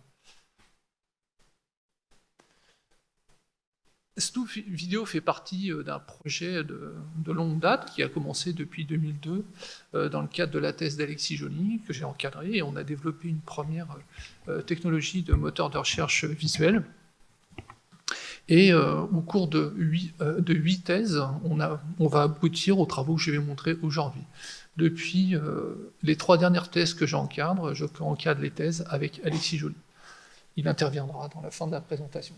Et depuis 2014, Jean-Christophe Lombardo nous a rejoints pour mettre au point notre moteur du point de vue industriel. Et vous verrez une deuxième application qui sort un peu du champ culturel habituel, dont on vous parlera vers la fin dont Alexis vous parlera à la fin de cette présentation. Snoop est principalement financé sur les fonds propres de l'INA et de l'INRIA. Il a été financé aussi par des projets collaboratifs, mais aussi par cette fameuse convention des ministères de la Culture et de l'INRIA, dans le cadre de 2 projets, celui de Gallica Snoop, qui a mené une forte collaboration avec la BNF, comme vous allez pouvoir le voir, et ce projet Snoop Vidéo. L'idée des travaux que nous vous présentons aujourd'hui, c'est de mettre l'utilisateur au centre d'une IA. Je vais repartir du début de cette journée où on disait que le problème des IA actuelles demande énormément d'échantillons pour pouvoir apprendre des modèles très robustes. Et on a essayé de résoudre ce problème-là en mettant l'utilisateur dans la boucle pour lui faciliter la tâche afin de créer des bases de connaissances visuelles et de les personnaliser suivant sa convenance. Je vais vous présenter le principe de notre moteur. On a une première partie offline. Par exemple, sur des images, on va extraire des descripteurs qui vont décrire le contenu visuel. Dans ce cas-là, c'est une représentation purement mathématique. Ça va être par exemple des réseaux de neurones, des anciennes méthodes qu'on a conçues dans les années 90 comme des SIFT, qui nous permettent de juste extraire l'aspect visuel. Il n'y a pas de connaissance pour l'instant à ce niveau-là. On l'insère dans un moteur qui va permettre de structurer et faire des recherches très rapidement et de compresser l'information pour que ce soit très scalable. Tout ce processus se déroule de manière offline. Puis, dans un second temps, une fois que le moteur Snoop est déployé, on peut requêter une image, qu'elle soit dans le corpus ou à l'extérieur du corpus. On va faire la même description mathématique, et là, on va interroger ce moteur en faisant une requête au moteur de recherche. Et là, le système va retourner, comme d'habitude, des résultats triés en fonction d'un critère de tri qu'on aura mis en œuvre en fonction de l'application. Bien évidemment, à l'INA, nous ne travaillons pas que sur des images, nous travaillons aussi sur des vidéos, et donc nous avons mis en place un système qui peut à la fois mettre en œuvre un moteur qui contient des images et des vidéos, et de faire le pont entre les deux types de médias. Suivant le type d'application, on peut choisir un type spécifique de descripteur. Aujourd'hui, je vais vous faire une démonstration où j'ai utilisé un descripteur basé sur des réseaux de neurones qui décrit les objets du quotidien, des voitures, des bâtiments, des animaux, qui vont permettre de pouvoir reconnaître des objets de manière générale. Mais là, on va essayer de personnaliser ces classes. Et pour cela, on a designé des modules spécifiques d'apprentissage online, ça veut dire interactif, où l'utilisateur peut transmettre de l'information au système le plus rapidement possible. J'ai pas testé ma démonstration juste avant, donc là, ça va être la surprise. Et j'ai vendu la mèche à moitié. Donc, là, le moteur est déployé sur mon portable. On a à notre disposition de l'ordre de 10 millions d'images qui sont composées de 700 000 images de la photothèque de l'INA, 1,2 million provenant de la BNF, 500 000 provenant de la RMN, quelques images, je crois 20 000 ou 30 000 provenant du musée d'Orsay. Toutes ces images viennent de différentes collaborations qu'on a menées ensemble, et 600 heures de vidéos qui font partie d'un bench qu'on a mené pour un master. Donc, c'est déployé sur mon portable, donc vous allez voir que c'est parfaitement interactif et ça démontre la scalabilité du système. Donc là, j'ai à peu près 600 heures, donc 12 millions d'images à peu près. Sur un serveur standard, vous pouvez aller jusqu'à plus de 100 000 heures de vidéos sans aucun problème. J'ai différents boutons d'accès. Celui-ci permet de uploader une image à partir d'une URL ou à partir de votre disque local, faire une requête chez l'ennemi, on va dire, Google, pour récupérer des images, mais là on a un confrère, là ça va être une requête sur Gallica, et ici une navigation aléatoire. Donc là, bonne nouvelle, j'ai des images, et donc là, par exemple, j'ai différentes images tirées aléatoirement dans le corpus. Vous voyez, on a un petit logo qui apparaît ici, ça indique que c'est une photographie ou une image provenant d'un corpus. Et ici, ça vous indique que c'est une keyframe provenant d'une vidéo particulière du corpus. Ici, nous avons un avion et nous pouvons faire directement une requête par similarité au moteur. Et donc, vous voyez, instantanément, le moteur a cherché parmi les 12 millions d'images. Et on va pouvoir commencer à créer, par exemple, une classe avion. Bon, on va pas faire ça, c'est pas très culturel comme requête. Je vais changer, d'abord, on va supprimer la première requête que je viens de faire, et je vais faire une requête à Galicia sur les arcs de triomphe. Espérons que Internet fonctionne, parce que je passe par mon téléphone. Ah, ça fonctionne. Donc là, c'est la requête textuelle directement au site de Galicia, et on retrouve directement, si je fais ceci, on peut avoir la vue directement de Galicia. Pourquoi avons-nous cette fonctionnalité? Parce qu'en fait, on a collaboré, comme je vous l'ai dit tout à l'heure, dans un projet précédent qui s'appelait Galicia Snoop, pour des expérimentations avec Snoop et Galicia. Donc on va choisir deux images d'arcs de triomphe, mais des arcs de triomphe très particuliers qui sont composés de 3 arches. Et donc là, je vais faire une première recherche par similarité avec ces 2 premiers exemples. Je vais passer en mode avancé. Je vais demander à mon moteur de me retourner pas 100 résultats comme il vient de le faire, mais que 15, parce qu'en fait je ne peux m'en afficher que 15 sur mon écran, et je vais pouvoir commencer à faire un processus d'apprentissage interactif. Donc là, comme la plupart des éléments sont négatifs, je vais commencer par sélectionner négativement les images, et je vais passer en mode positif. N'hésitez pas à me dire si je me trompe. Là, c'est bon, a priori. Vous voyez, là, déjà, on a une gravure, et non pas une photographie, alors que j'ai démarré de photographie, donc on commence déjà à généraliser. Et je pense que c'est bon. Et donc là, je vais recalculer le modèle et réinterroger les 12 millions d'images. Et vous voyez, c'est instantané. Et vous voyez qu'on obtient des résultats tout à fait diversifiés, même si on a des arcs à 3 arches, ils ne sont pas totalement similaires à ceux que j'avais sélectionnés précédemment. En fait, ce font partie des dernières recherches qu'on a menées avec Alexis et Quentin sur trouver des compromis entre découverte et exploitation, afin que ce soit agréable pour l'utilisateur. Donc je peux poursuivre mon processus d'apprentissage. Là, je ne sais pas, je dirais que non, donc je vais le mettre en négatif. Là, ça n'en est pas un, non plus. Oui. Là, il faut le savoir, c'est bon, mais il y a la petite cahute devant qui cache. Et voilà. Et donc, je peux recommencer, et mon modèle progresse. Donc là, vous voyez, j'ai beaucoup de faux alarmes. Pourquoi? À l'étape précédente, le modèle, je lui ai fourni beaucoup d'exemples positifs. Et donc, il est extrêmement confiant, et il se dit, je peux courir des risques, et je vais pouvoir essayer de diversifier la connaissance visuelle que je propose à l'utilisateur. Il s'est trompé, donc je vais le corriger. Je vais renforcer le modèle, mais de manière négative. Donc là c'est bon. Non, celui-là n'est pas bon. Et celui-là est bon. Et là, normalement, on va avoir beaucoup plus d'éléments positifs. Et donc là, maintenant, comme il est vu qu'il s'était trompé à l'étape précédente, il a corrigé la trajectoire, il est revenu sur ses pas et on a beaucoup moins de fausses alarmes. Donc on navigue entre exploitation et exploration.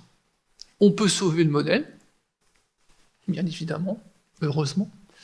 Donc par exemple Arc 2, parce que j'ai déjà fait le test tout à l'heure, et je peux aller corriger le modèle que je viens de créer à l'instant. Donc en fait, je viens de créer une base de connaissances visuelles sur un type d'arc spécifique. Souvent, je mets ça dans les mains de chercheurs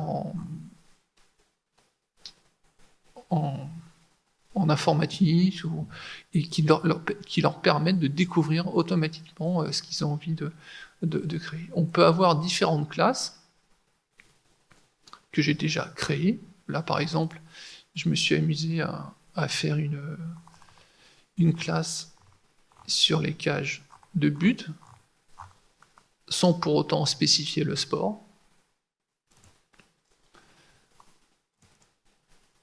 Les bouteilles de vin, ça marche très bien, même sur des affiches. C'est très culturel. Le nouveau bâtiment de l'INA, bon, c'est la photothèque de l'INA, c'est pour ça. Par exemple, pour vous montrer que le système généralise très bien, j'ai fait un modèle sur la tour Eiffel. Bon, vous allez me dire, c'est assez facile, la tour Eiffel. Mais par exemple, pour nous, c'est important d'avoir un modèle visuel de la tour Eiffel pour pouvoir annoter en masse nos fonds. On a des millions d'heures. Et donc là, on retrouve la tour Eiffel dans différentes périodes de temps, même durant sa construction, la nuit avec les éclairages, ce genre de choses. Mais on retrouve la tour Eiffel aussi sur ses plans originaux, ou sous forme d'une bouteille ou d'un bougeoir, je ne suis pas sûr. Là, c'est un bougeoir, j'en suis sûr. Une bouteille de vinaigre ou d'huile. Et mon préféré, très utile, le décapsuleur.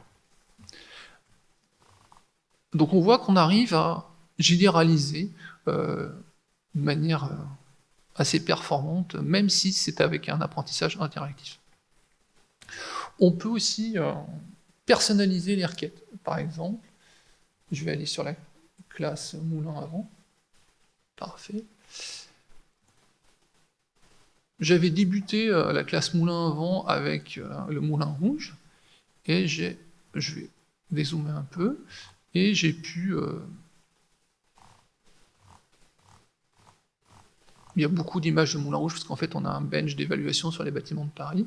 Mais j'ai trouvé aussi des tableaux, des photographies de moulins à vent de différentes natures.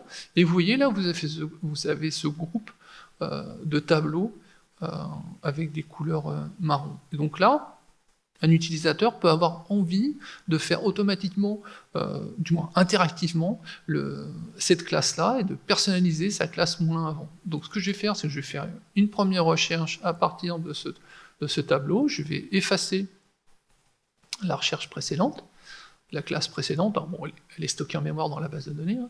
Et donc là, je vais commencer mon apprentissage interactif sur le moulin. Donc là, la majorité, ce sont des négatifs. Non, je me suis trompé. Je recommence.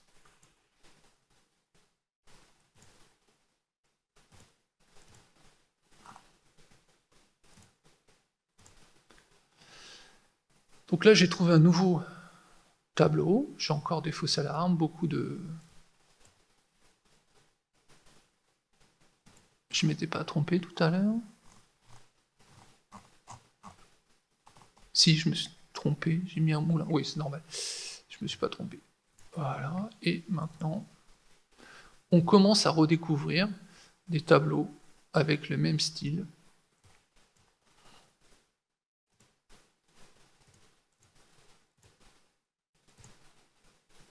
Voilà.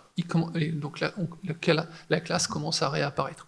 En fait, pour nous, INA, c'est très important d'avoir un outil où nos clients puissent personnaliser le type de contenu qu'ils ont envie de retrouver dans nos archives pour les acheter. Donc, ils peuvent, comme ça, reconnaître, trouver le type d'image qu'ils désirent. Donc, je vais arrêter ma démonstration ici.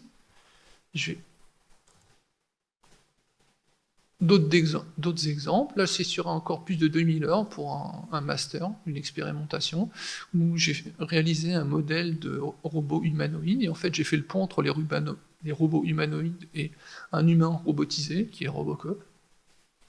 Ce modèle-là, j'ai appris sur plus de 2000 heures, je l'ai utilisé dans un second temps sur une base de 60 000 heures, celle de ina.fr, et j'ai retrouvé ce type de robot. C'est un de mes préférés, une vision de l'époque.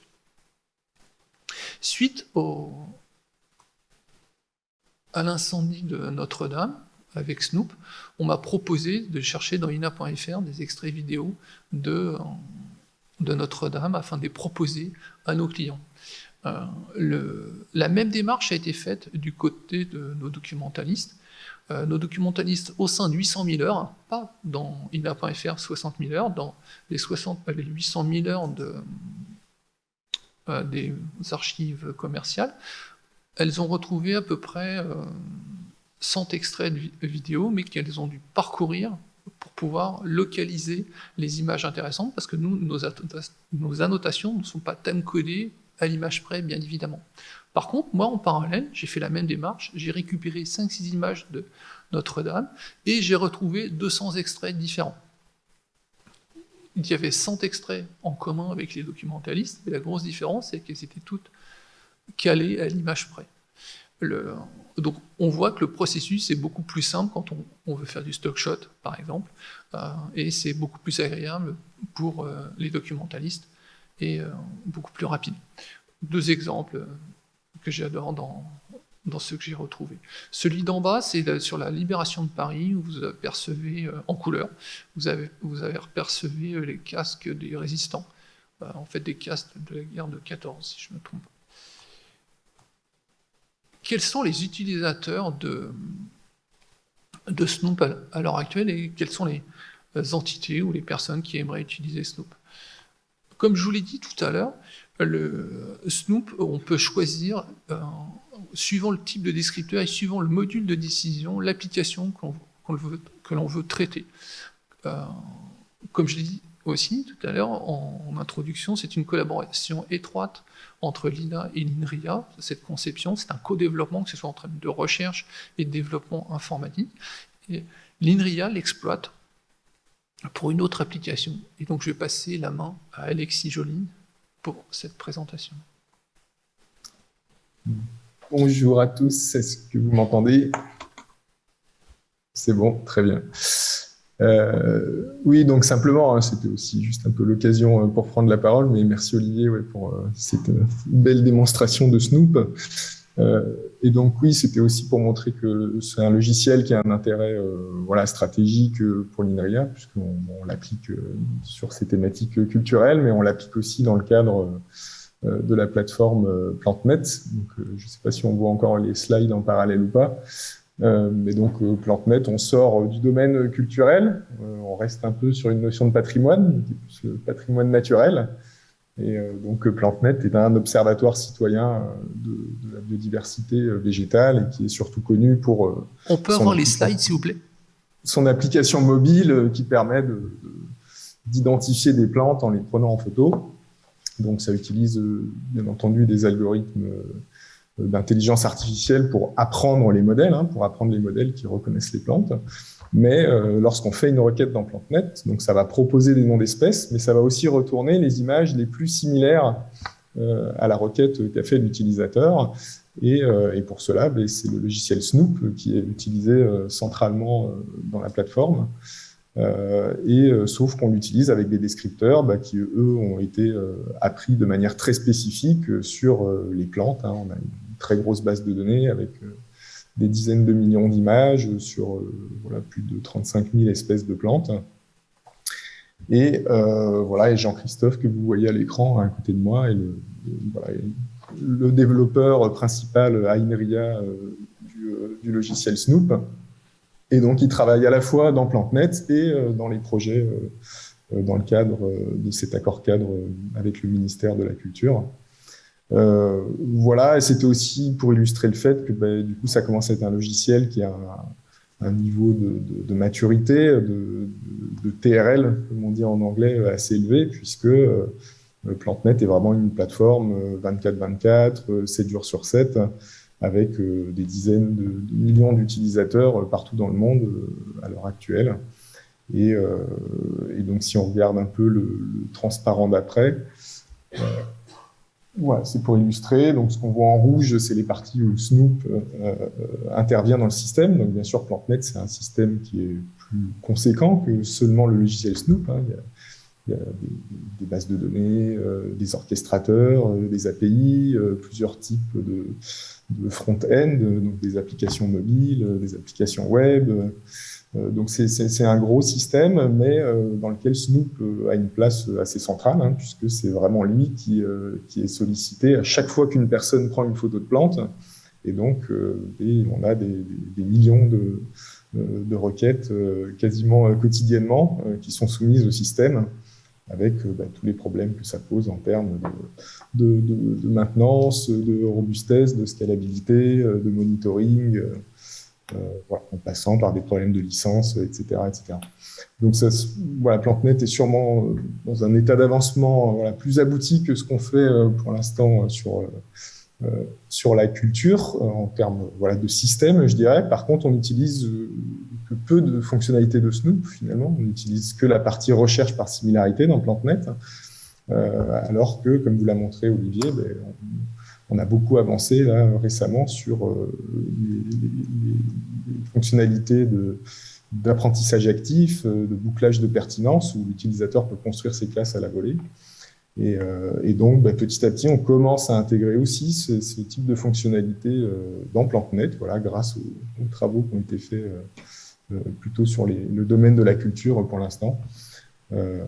Mais donc, ça montre aussi que Snoop, y compris dans le domaine de la culture, a un potentiel pour vraiment devenir un logiciel en production pour différents acteurs de la culture. Et puis, on a déjà des expérimentations assez abouties avec la BNF notamment, et des discussions en cours pour l'intégration du logiciel dans leur flux. J'y arrive. Je ne sais pas si... Donc, je continue. En termes d'utilisateurs, bien évidemment, l'INA en fait partie. À court terme, on vise surtout une utilisation pour les stock shots, pour aider, comme je disais tout à l'heure, les clients à trouver des contenus pertinents en fonction de ce qu'ils désirent, hein, comme je vous l'ai démontré, bien évidemment aussi pour créer de l'information documentaire, comme l'exemple de Notre-Dame, où ça nous permettrait d'annoter en masse nos fonds, même si c'est une connaissance parfaitement dominée par le commun des mortels, ça permet de traiter des millions d'heures de vidéos sans avoir à les visualiser, bien évidemment. Nous sommes en cours d'industrialisation et de déploiement. Nous avons, j'aurais pu rajouter aussi, là, ce que je viens de vous démontrer, comme il y avait les données de la photothèque, nous sommes en pleine expérimentation avec l'équipe de la photothèque, qui nous a fait déjà des premiers retours, des premières critiques. Oh, ça c'est pas cool. Donc le plus important n'apparaît pas, donc c'est dommage. En fait, c'est la dernière ligne qui était bien, mais bon. Et donc, la BNF, nous venons de faire l'installation chez eux de Snoop, suite à notre collaboration dans Gallica, de Gallica Snoop, et ils vont l'utiliser pour la recherche documentaire et pouvoir la mettre à disposition dans le cadre de leur data lab. Et je crois que c'est le 31 janvier, ils ont déployé sur une base de Snoop, sur une base de plus de 25 ou 35 millions d'images. Voilà. Nous avons des expressions d'intérêt pour utiliser Snoop de la part du musée d'Orsay. Nous avons déjà fait des expérimentations sur leurs données et leur montrer l'intérêt pour les aider, par exemple, à rechercher des images d'exposition dans leur fonds afin de pouvoir lier les photographies d'exposition vis-à-vis des tableaux exposés, de le faire de manière automatique. C'est une expérimentation qui leur a beaucoup plu, ou essayer de découvrir, suivant un thème particulier, les contenus de leur collection de tableaux. Donc ça permettrait des nouvelles formes d'accès pour le grand public, mais aussi pour les chercheurs académiques qui viennent travailler chez eux. Vidéo Muséum, l'association de musées, exprime les mêmes intérêts. Snoop Heritage est le prochain projet que nous désirons mener. Nous avons commencé à travailler du point de vue technique sur le sujet, mais c'est un projet que nous voudrions mettre en œuvre pour fournir Snoop au domaine de la culture et que Snoop soit exploitable par différents instituts ou établissements de la culture.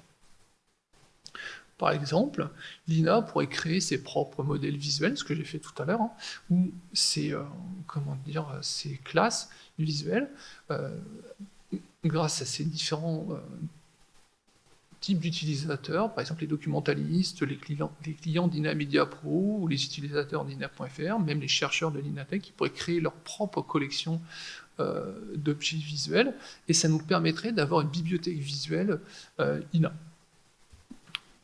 Comme Snoop est aussi installé à la BNF, ça a déjà débuté, cette création, et suivant leur type d'utilisateur, et chaque utilisateur, je n'ai pas précisé tout à l'heure, ce que je vous ai montré, les classes, c'était ma bibliothèque de classe visuelle. Donc chacun peut avoir sa propre bibliothèque. Après, l'idée, c'est justement de la fusionner, de la partager. L'INIH, le musée d'Orsay, par exemple, pour en faire de même, l'INIH-A, un autre exemple, on avait eu des expressions d'intérêt de l'INIH-A pour faire la même chose. Là, c'est un processus de création. J'ai créé les classes, mais en même temps, au moment où je crée les classes, je recherche dans les corpus quelles sont les images les plus pertinentes à annoter ou qui pourraient ressembler au modèle que je viens de créer. Et donc là, on peut passer en mode exploitation.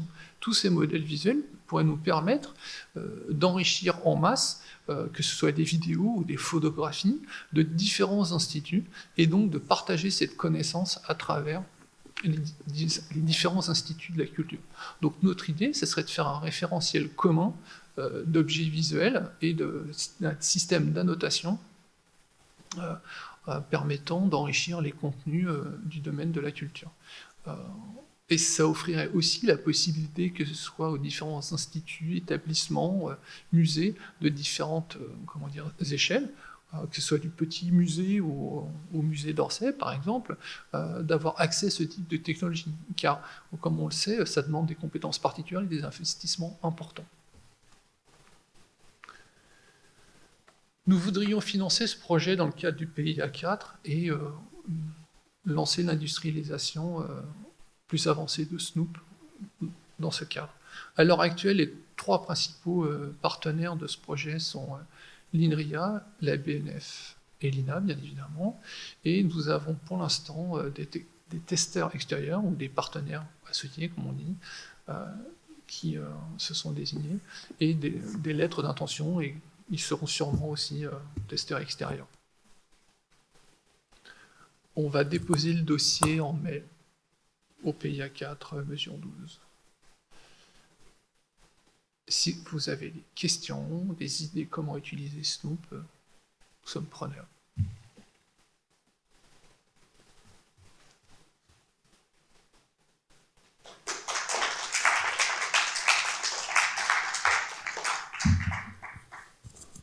Merci beaucoup pour cette présentation. Eh bien, vous voyez, Olivier vous a préparé des questions, mais vous pouvez vous-même lui adresser des questions sur le projet.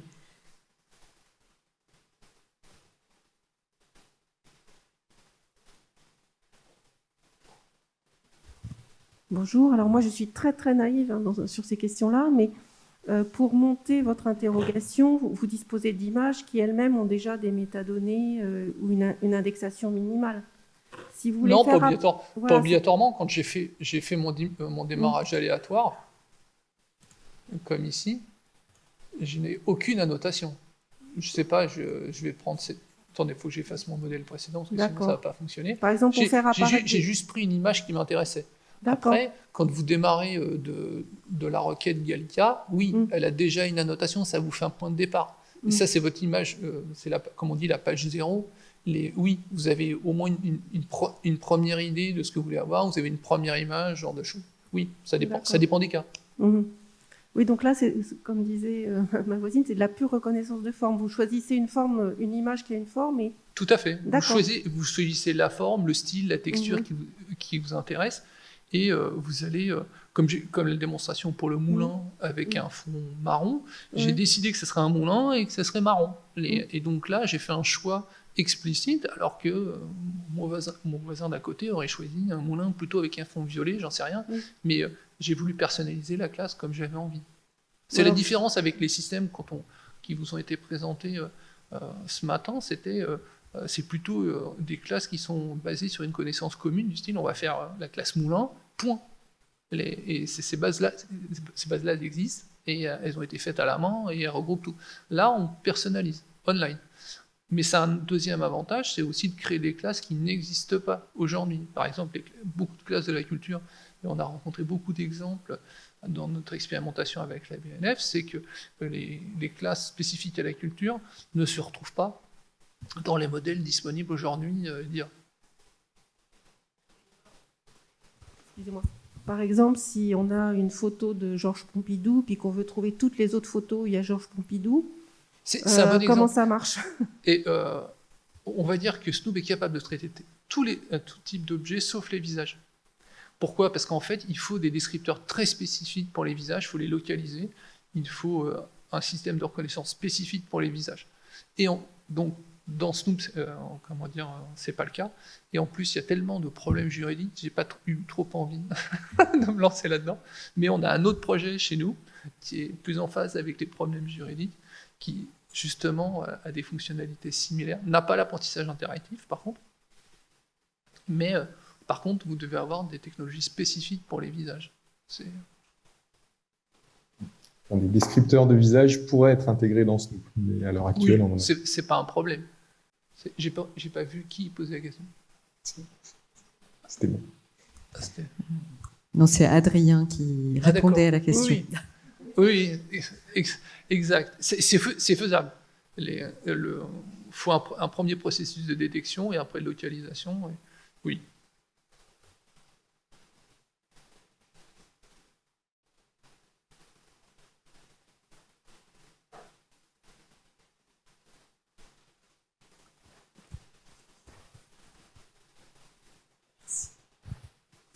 Bonjour, merci pour cette présentation. Je me demandais si vous autorisiez du flou dans la sélection des classes positives ou négatives. C'est-à-dire que autoriser Snoop en fait à trouver des images qui ne sont pas forcément exactes, mais voilà, de sorte à pouvoir rebondir entre des choses qui sont similaires, moins similaires, autoriser un peu de flexibilité. C'est le classifieur qui l'apprend automatiquement, je dirais. D'accord. Ça nous arrive de nous tromper déjà dans les annotations, donc il en tient compte. Et comment dire, quand je vais reprendre mon exemple d'arc 2, là ça me retourne les arcs les plus probables, d'accord? Il n'est pas encore bien défini, hein, la petite pastille verte vous indique que c'est le score, et donc les probas sont très élevés, ça montre que le système n'est pas encore totalement bien défini. Mais on voit qu'il y a des similarités entre celui-là et celui-là. Il y a les mêmes structures, les genres de choses. Et donc on voit qu'il y a un flou dans le classement. Vous voyez, il apparaît. La décision n'est pas, comment dire, hard. C'est à nouveau Alexis, ouais, je peux peut-être faire un complément de réponse sur ces problèmes d'ambiguïté. Donc c'est des sujets sur lesquels on travaille beaucoup, les ambiguïtés entre classes, parce que c'est quelque chose qui est important sur ces concepts voilà, mal connus. Et alors il y a une chose qu'on voit pas sur cet écran-là, mais déjà les pastilles de couleurs, quand on voyait le moteur tourner, elles ont un gradient de couleur en fait qui vous dit à quel point vous êtes dans les positifs ou les négatifs. Là, il y a déjà une information qui est retournée à l'utilisateur sur l'ambiguïté actuelle pour le classifieur. Et ensuite, nous, on travaille d'un point de vue théorique pour savoir quelles seraient les bonnes stratégies d'annotation des utilisateurs pour bien capturer ces ambiguïtés et ces zones de flou. Et donc, c'est des sujets où les utilisateurs n'ont pas forcément un comportement adapté à ce que voudrait le classifieur, puisqu'ils ont tendance à vouloir à tout prix faire toujours la même chose. Ça veut dire qu'ils vont se dire, ah bah tiens, quand c'est comme ça, je vais toujours choisir A, alors que finalement, le modèle, lui, préférait qu'on dise une fois A, une fois B, pour qu'il apprenne bien l'ambiguïté, en fait, de ces concepts. Il y a même des fois où c'est pas possible de trancher, en fait. Donc, il vaut mieux apprendre au modèle que ça peut être A ou B, plutôt que de se forcer à dire, ah bah finalement, je vais essayer de dire toujours A, ce qui est un peu le comportement par défaut de quelqu'un qui souhaite, voilà, qui veut pas répondre au hasard et qui se dit, j'essaie à tout prix de trouver une stratégie pour répondre toujours la même chose dans ces cas ambigus. Voilà, mais en tout cas, c'est des problèmes théoriques assez compliqués derrière. Et voilà, nous, on a des doctorants qui travaillent là-dessus chez Zénith notamment. Un problème pratique, pour compléter, c'est que une des méthodes, ce que disait Alexis, les plus optimales pour les classifieurs, c'est de fournir 50% de positifs, 50% de négatifs. Sauf que la plupart du temps, au début, dans les premières itérations, il y a beaucoup plus de négatifs. Et du point de vue pratique, c'est désagréable au possible. D'accord ? C'est pour ça que nous, on essaye d'avoir constamment ce compromis exploration-exploitation où que ce ne soit pas trop désagréable avec l'utilisateur. On essaye de travailler avec Quentin, de se dire, est-ce qu'on ne pourrait pas avoir un paramètre qui dit à l'utilisateur, j'ai un utilisateur très tolérant au bruit, et de dire, il va tolérer 70% de bruit, ou à un autre moment, on va avoir un autre opérateur qui va être intolérant, il en voudra 30%, on voudra avoir un paramètre, comme ça, un slider qui permet de choisir à chaque instant les online, ce qui permet de s'adapter à la fatigue, au type d'utilisateur. Parce que c'est vrai qu'à noter constamment plein de négatifs, à un moment donné, fin de journée, si on faisait ça tout le temps, ça serait un peu pénible. Mais il y a toute une reconception de l'interface aussi à faire de toute façon pour que ça soit efficace, ce genre de choses. Juste pour préciser, en fait, le budget de ce projet, Snoop Video, était dédié à la conception de ces interfaces. Et pas trop au cœur de la technologie.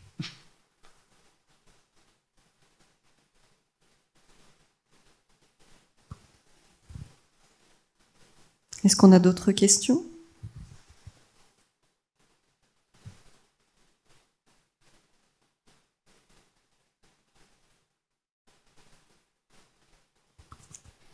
Eh bien, je vais vous remercier tous les trois pour cette riche présentation. Merci, au revoir.